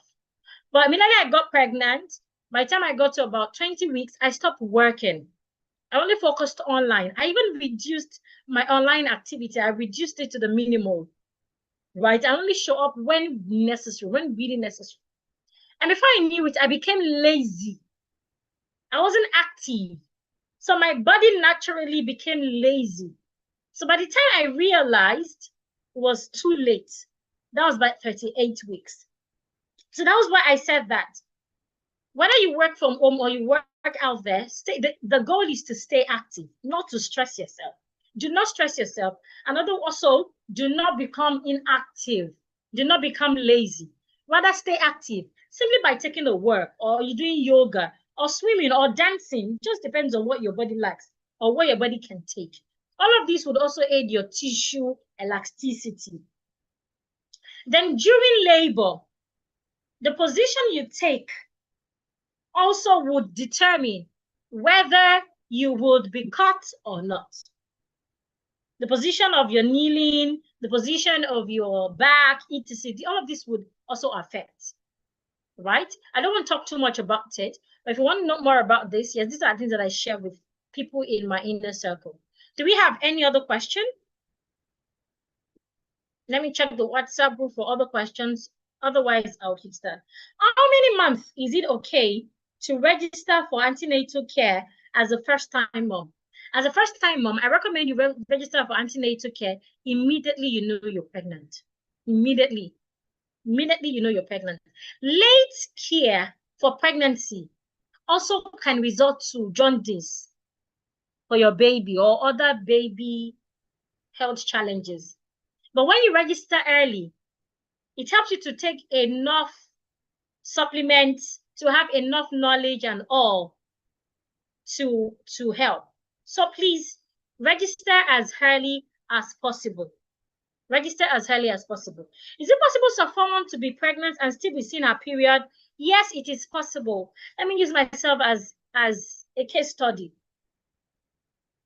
The year I was pregnant, that year, the July of that year, I missed my menstrual cycle. So I went for a blood pregnancy test, and they told me there was nothing there, that I wasn't pregnant. That was just maybe a miss or a late menstrual cycle thing. The next month, August, I had my menstrual cycle. So I was also relaxed that, okay, I did blood pregnancy test. They said there was nothing. And the next month, I saw my pregnancy. Funnily, I was already pregnant. The next month, I got worried. That was in September. I got worried that, oh, I've been with my husband for months. I should be pregnant already, right? So my husband and I, we quoted for about maybe 6 months and we got married. So it was already counting like 1 year and some months. So I was really getting worried that why am I not pregnant? Why am I not pregnant? So I started disturbing my husband. Can we go visit a doctor to just know her health status? So sluggishly, my husband followed me. So that month, we were recommended to go for my husband to go for sperm counts. But my husband wasn't comfortable with that. But according to them, that was the first thing. Once he does is, then I can now start taking series of tests. My husband wasn't comfortable. So that month, my husband didn't go. He was just not comfortable with it. However, that month, we increased our sexual rate, not knowing I was already pregnant. Then the next month, I missed my pregnancy, my menstrual cycle again. Remember, I missed my pregnancy, my menstrual cycle in July. Then I had my menstrual cycle in August and September. Then October again, I missed it. Then I went for another pregnancy test. This time I didn't do blood test. I did it myself in my bathroom. And I was pregnant. Then immediately I went for a scan, right? No, before I went for a scan, I went for a blood test. According to them, I was almost 5 months gone. And I have done menstrual cycle twice. I have done my menstruation twice. And I was almost 5 months gone. So I started my antenatal about 5 months. That was another thing that isn't nice. So immediately you realize that you're pregnant, please start antenatal. Don't wait until 3 months or 5 months. If you know early, even if it is 2 weeks gone, please start. Especially as a first-time mom. The information passed are always useful. Then yes, you can see your menstrual cycle while you're pregnant. Another person said, you said you treated infection during pregnancy. Can one treat infection when pregnant? Who said that? Who said treat infection during pregnancy? But yes, you can treat infection while you're pregnant. You can treat infection while you're pregnant, yes. However, the means of treating infection during pregnancy is different from when you are not pregnant. So the best way to treat infection during pregnancy is to speak to your medical practitioner. So during pregnancy, for treating infection, some of the things they give you, they will not give you oral drugs. Most times they do insertion. But of course, what works for A might not work for B. So please, if you realize you have infection during pregnancy, talk to your doctor, because infection is not good. It can affect the baby's growth. Infection is not nice during pregnancy. Normally, for women that have infection before pregnancy, when they're pregnant, they will start to have frequent infection. The infection will come more frequently. Like, for example, I had more infection. My infection came so frequently while I was pregnant. And I was told that it was due to the fact that you had infection earlier, so it will come more. But then the way it will be treated during pregnancy is different from the way it will be treated when you're not pregnant.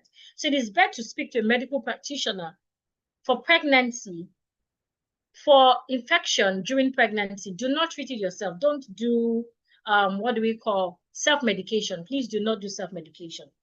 Do not do self-medication. Okay, if you have other questions, feel free to ask. I'm going to continue with my slide now so I can round off. However, if you have more questions, feel free to ask.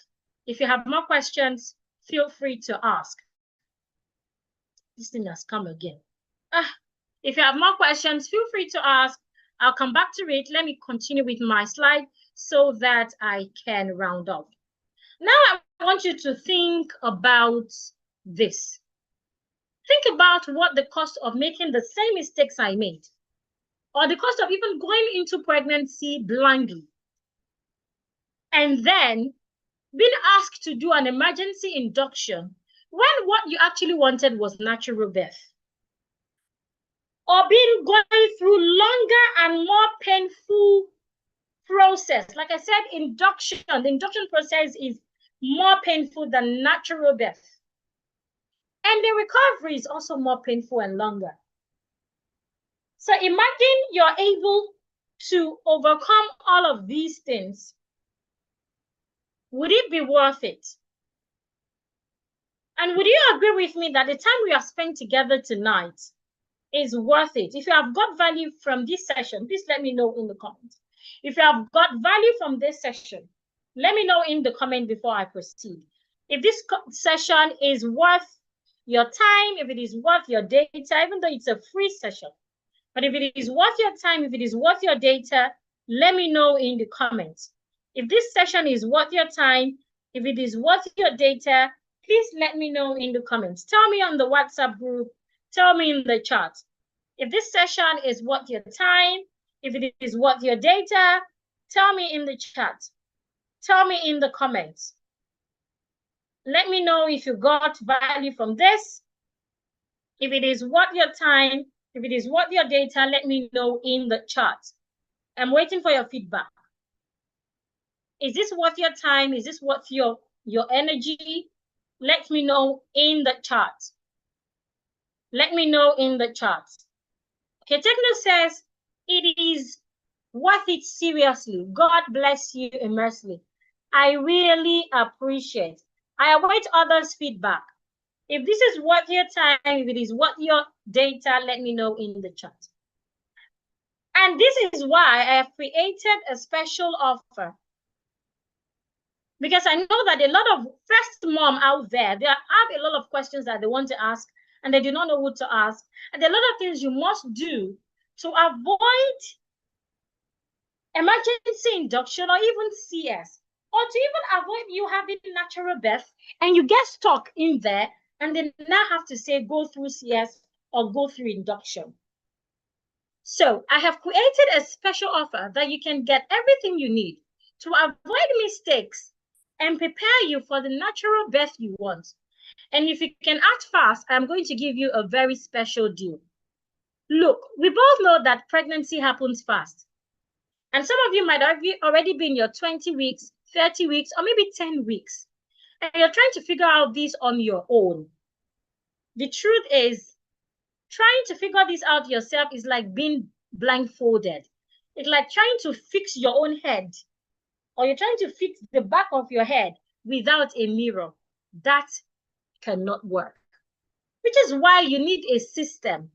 You need a proven roadmap that has worked for hundreds of first-time moms. And like I said, what I will be teaching you are not Google downloaded. They are things that I have experienced and I have shared with others, and they have experienced it too. And it has worked with them. It has worked for them.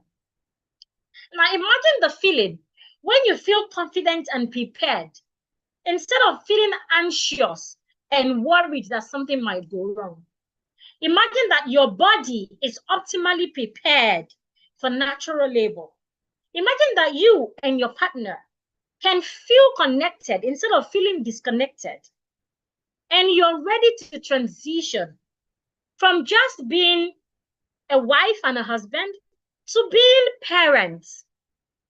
Imagine you're able to avoid the complications that can lead to emergency interventions like induction or CS.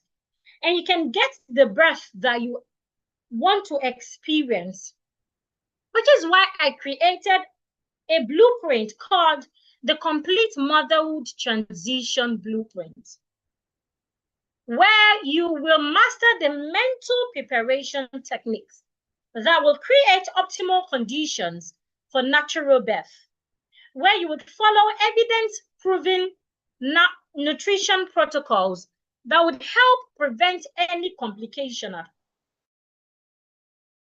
all. To build relationship strategies that will keep you connected with your partner, with your husband during this transition, and where you can create sanity-saving routine for pregnancy and early motherhood. Inside this program, we ensure personalized attention. Remember, I told you that the journey is a personal journey. Because Lady A is experiencing this doesn't mean that is the exact thing you would experience. But of course, they are linked, which is why I ensure personalized attention that closely track the progress of each participant in the class, in the program. If you enroll for this program, you will get my complete online course platform where you can learn anytime that is convenient for you. Whether you go to work or you work from home or you're a full housewife, you can learn on the platform anytime at all.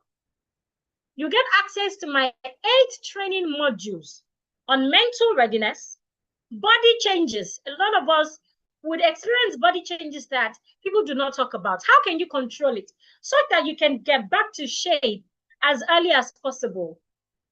Nutrition, natural remedies, routines, how to manage your relationship, and of course, postpartum recovery, so that you do not go into depression after birth. A lot of women go into depression after birth. You might have read several stories like that. You would also get access to weekly implementation worksheets. Every week, you access my worksheets that would help you know what you're doing well, what you're not doing well, what to expect from your baby this week, what not to expect, what you should do as a mother to manage all of this. And of course, you'll get access to my 24/7 private WhatsApp support community, where you can ask any question at all, where we have experienced mothers, we have nurses, doctors to support you on this journey.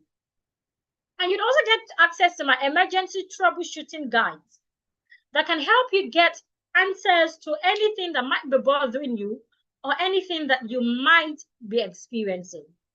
Now, who is this for? This is for first-time pregnant women who want to experience natural birth.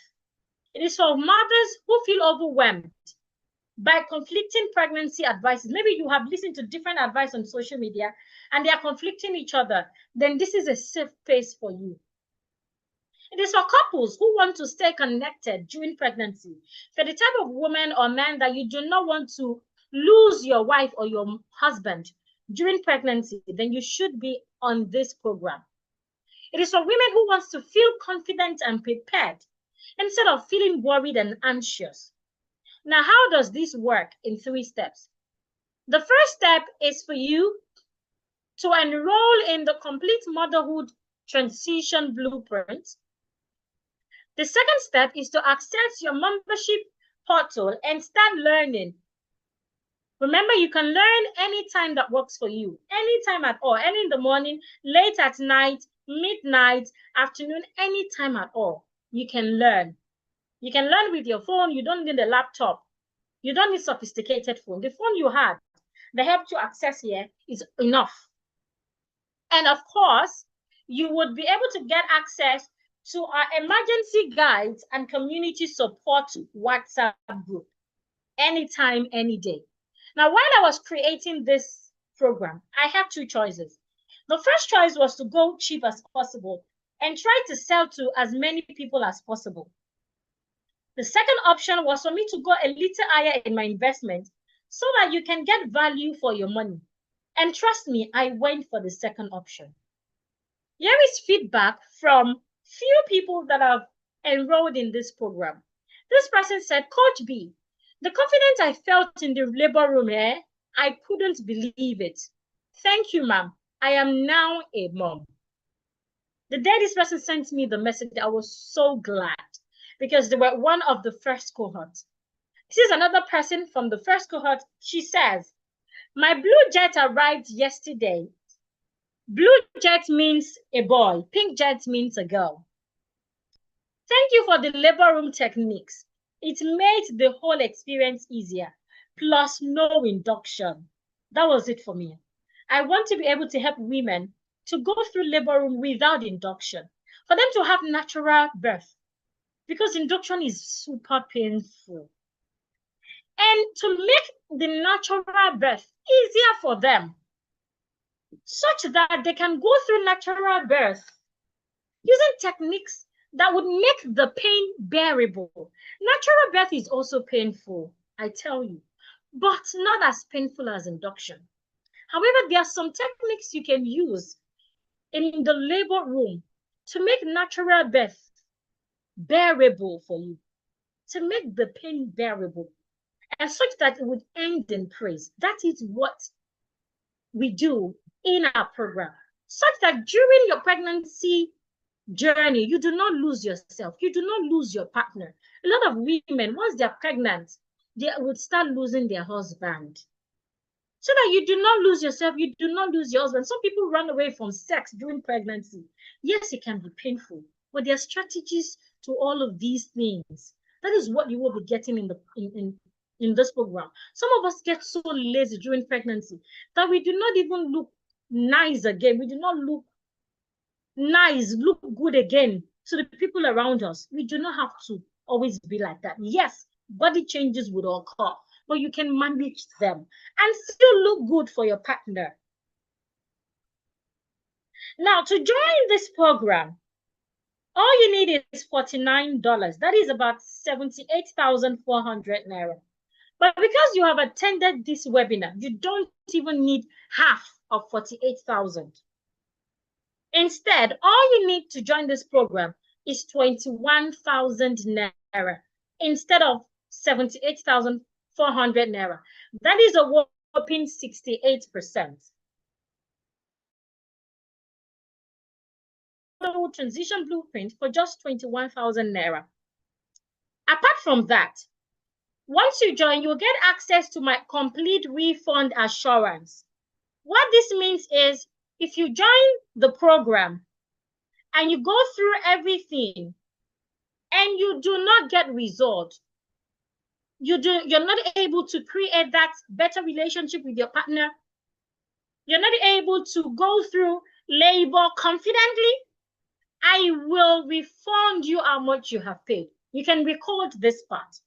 If you go through this program and you do not get results, after doing everything I ask you to do, remember you must do your part. I told you earlier, there's some things God will do for you. There's some things you must do yourself. If you do your part and you do not get results, I would refund you. So you have nothing to lose. It's like you saving 21,000 naira somewhere and then going there back to ask for your money. You can record this part. In addition to the 68% bonuses that I've given, I'm going to give you some bonuses. You would get my template and shopping list on meal prep. This would help you to be able to know what to eat and what not to eat to prevent pregnancy complication. I'm going to give this to the first 10 people that enroll tonight. You'd also get access to my natural remedy toolkit. This would help you to avoid morning sicknesses, back pain, sleep issues. I sell this for 5,000 naira, but if you enroll for my program tonight, you'll get this for free. You'd also get my post-tantrum recovering secret. These are natural solutions for your vaginal tightening. It would help you to be able to tighten your vagina faster. It would help restore your libido. A lot of people after childbirth, they find it difficult to get back to sex, and that can help you lose your partner. You'd also get access to breast firming natural remedies. This would help you to make your breast firm while your baby is still sucking your breast and without any side effects. You'd also get access to my stretch mark healing process. I sell this for 15,000 naira, But if you enroll on my program tonight, you get it for free. You'd also get access to my emergency birth preparation checklist. This would help you know how to get ready and what to do if labor starts earlier. Labor can start as early as 37 weeks. I sell this for 9,000 Naira, but I'll give it for free to the first 10 people to enroll tonight. Now, if all of these can help you avoid emergency induction and get the natural birth that you desire, would it be worth it? If all of this can give you that confidence and peace of mind throughout your pregnancy, would it be worth it? If all of this can help preserve your relationship and sanity during this major transition, would it be worth it? I bet it will be worth it. The bonuses make a total of 39,000 Naira, but you're getting all of them for free tonight if you enroll tonight. Plus, if you enroll tonight, you do everything I ask you to do and you do not get results, you will get my complete refund assurance. So instead of getting into my program for 78,500 Naira, you can get into mine for just 21,000 Naira. Plus, you get access to all the bonuses that I've mentioned. Now, I have a fast action bonuses. I have a special offer for just 5 people tonight. No, I'm going to make this special offer for just 3 people, yes. Remember, the program is 21,000 Naira. But for just 10 people, I'm going to give you access to the program at a fee that is less than 21,000 Naira. Yet, you will still get access to all the bonuses I mentioned. And of course, if you go through the program, you do everything I ask you to do, and you do not get results, I would refund your money. So if you want to be one of the first 3 people to get access to my special discount tonight, get ready with your bank app to make your payment. So to be one of the first 3 people tonight, all you need is 10,999 Naira instead of 21,000 Naira. So if you want to be one of the first 3 people, all you have to do is pay 10,999 Naira into this UBA account right now. Olubukola R. Agbalaya, UBA account 2069725016. For just 10 people, for just 3 people rather, excuse me, pay 10,999 Naira instead of 21,000 Naira. You will still get access to all the bonuses that I've mentioned. You'd also get access to the refund assurance. If after you make your payment, you do not get results. After you make your payment, you enroll on the program, you do everything I ask you to do, and you do not feel confident going into the labor room, and you're not able to have better relationship with your husband, you're not able to keep your sanity, then I will do a refund.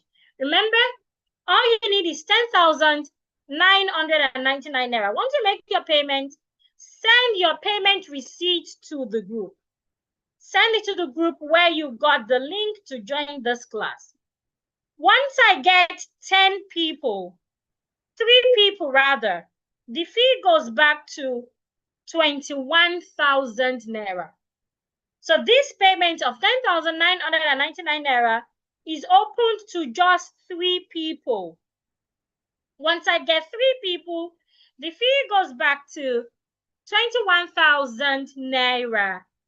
The fee goes back to 21,000 Naira once I get 3 people. So if you want to be one of the first 3 people to enroll and pay 10,999 Naira instead of 21,000 Naira, the account details is right on the screen. What you would get by paying that fee, you get access into my program tagged the complete motherhood transition blueprint.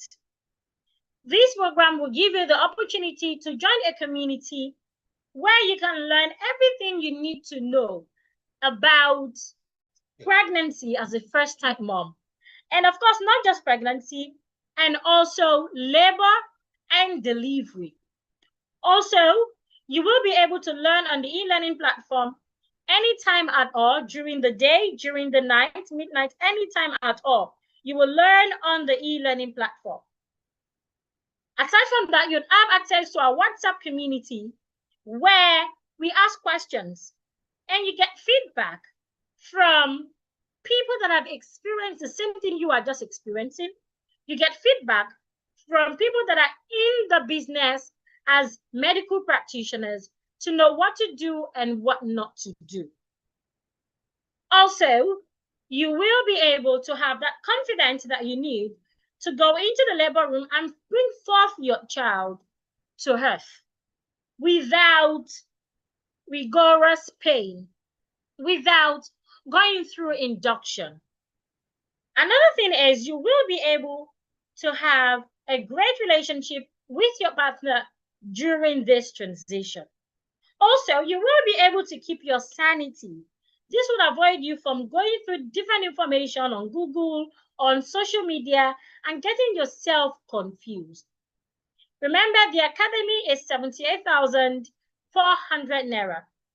However, because you're here tonight, I'm giving access to 3 people to access the program for just 10,999 Naira.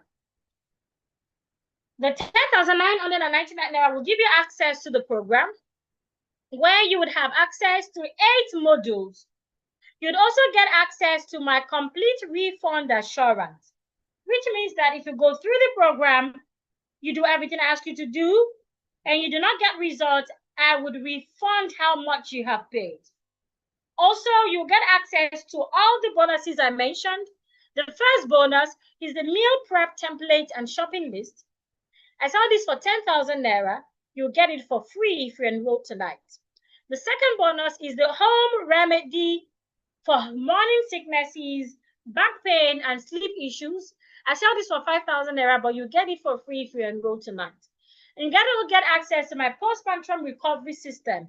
You get natural solutions to vagina tightening, libido restoration, breast firming, and stretch mark healing.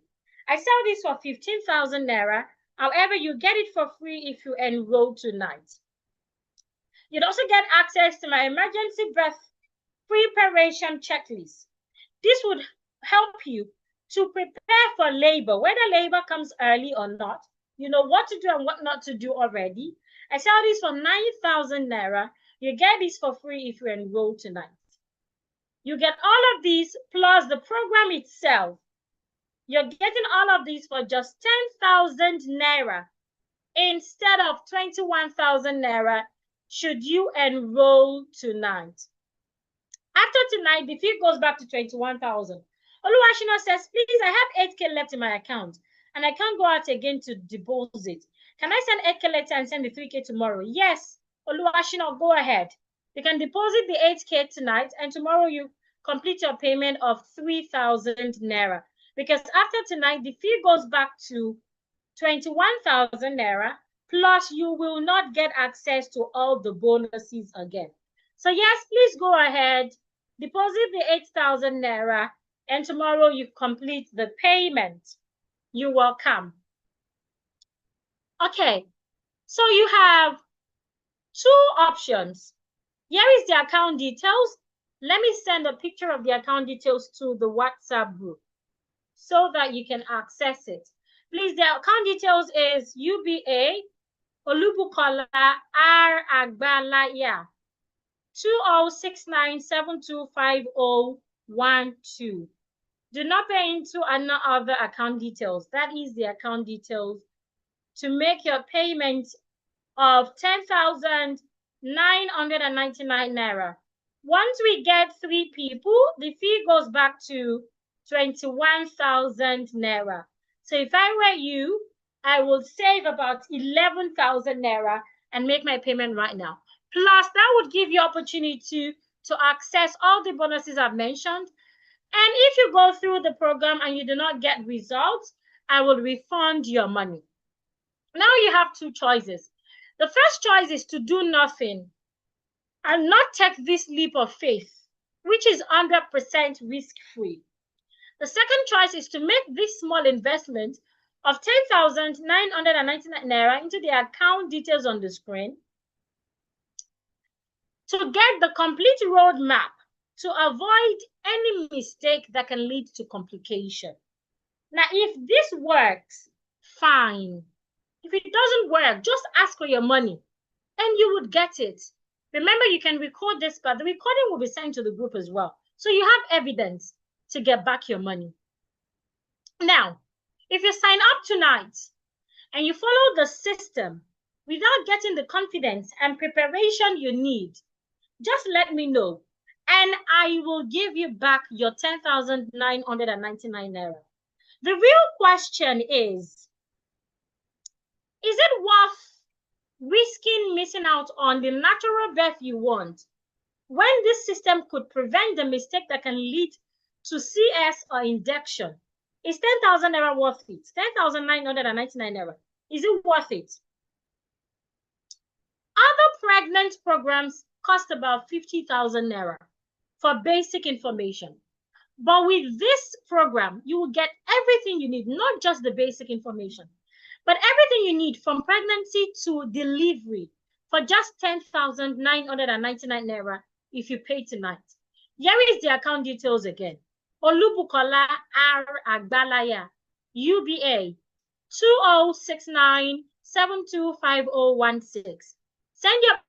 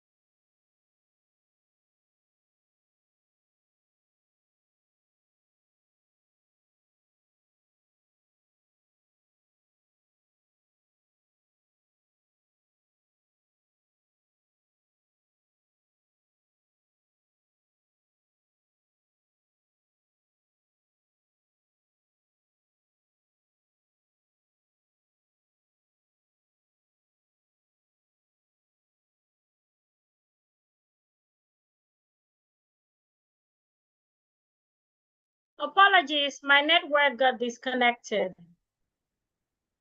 So I was asking, which person would you want to be? Person one, continue worrying, following generic advice, and end up with complications that you could have prevented with just 10,999 naira. Or person two, take action today, follow the proven system, and get the natural birth experience you actually want without going into any complication. Here is the account details again. Olubukola R. Agbala, yeah, UBA 2069725016. Want to make your payments? Send your proof to the group.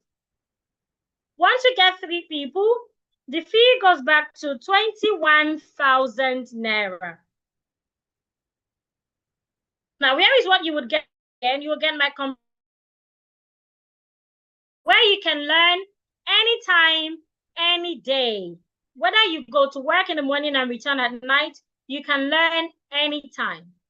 You'll also get access to 8 core training modules on mental readiness, body changes, nutrition, natural remedies that you can do, routine, your relationship, and of course, postpartum recovery.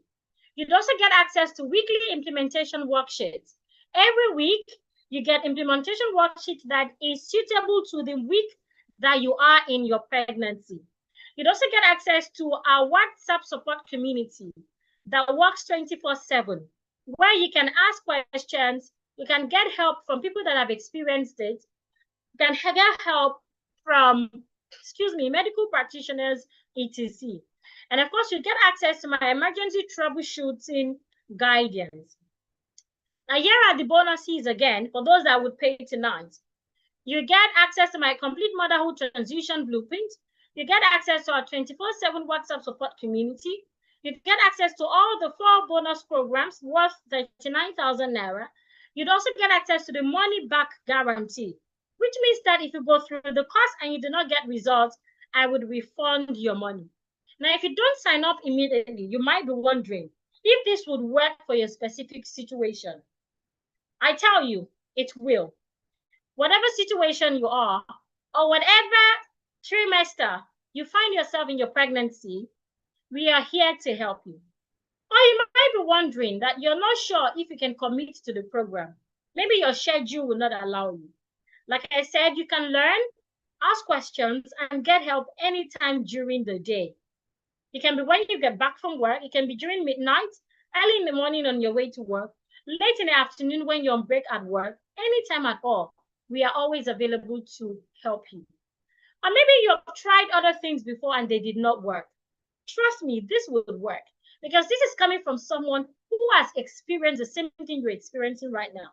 Not from someone who is doing a Google paste or YouTube copy. No. Now, here is what you get again. You get my complete online course platform. You get our 8 core training modules. You get a weekly implementation worksheet. And you get our 24/7 WhatsApp support community. And you get our emergency troubleshooting guideline. Here is the account details again. Olubukola R. Agbalaya. You're paying into the UBA account 2069725016. Now it's question time. If you have questions about the program or you have questions about what we have learned tonight, feel free to ask. The account details, yes, Olubukola R. Agbalaya, that's the account details. Okay, let me type the account details in the chat. Here is the account details again. I'll type the account details again, 2069725016. One slot has been taken. Once we get 3 slots, the fee goes back to 21,000 Naira. 1 slot has been taken. Once we get 3 slots, once 3 people pay, the fee goes back to 21,999 Naira. So if you're really interested, save yourself about 11,000, pay 10,999 Naira right now into the account in the chat. The account is on the screen as well. I've sent the picture of the account to the group as well. Once we get 3 people, the fee goes back to 21,999 Naira. Now remember, aside from getting the program, you also get all the bonuses I have mentioned. You get a bonus on remedies to help you recover fast so that your breast can get firmer fast, your vagina can get tighter fast, and of course, you can also work on your stress mark and gain your confidence back. You'd also get, you'd also get bonuses that would help you on the emergency birth preparation checklist. You'd also get one on postpartum recovery secret. You get one on natural remedy toolkit, and you get our meal prep template and shopping list. We're getting all of these for free. Also, if you go through the program, you follow through everything I ask you to follow through, and you do not get results, we would refund how much you have paid to you. All you need to do is have faith, make your payment right now, and of course, excuse me, have faith, make your payment right now, follow through everything I ask you to do. If you do not get results, you would get your payment back. I would refund your money. Okay, do we have any question? Do we have any question?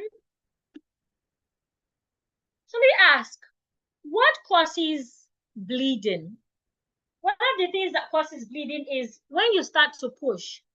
During labor, when you start to push, when it is not yet time for you to push. During labor, it's a process, it's a stage. It's not like you start to push immediately, labor starts. When it is time to push, your midwife or your doctor will let you know. And these are the things we'll be doing in the program. So you can know when to push and when not to push. So when you start to push, when it is not yet time for you to push, your uterus can start to bleed. Your uterus can tear and it can start to bleed and that can lead to death. So that's one of the things that can cause bleeding, among other things. Okay? Any other question? Do we have any other question? Any other question? Okay, so we've got one payment. Once we get two more payments, the fee goes back to 21,999 Naira. Apart from that, others will get the program for 20,999 Naira. Okay, thank you everyone for showing up. For those that have enrolled, thank you also. I guarantee you, you will be able to go into labor with confidence. You will be able to restore your relationship. And of course, you will be able to go through labor and delivery without induction. Thank you, everyone. Have a great night rest. If you're still interested in making your payment, we have two more slots at the fee of 10,999 Naira. Once we get three payments, the fee goes back to 21,999 Naira. The account details to pay into is Olubukola R. Agbalaya, UBA, 2069725016. Thank you. Have a great night rest.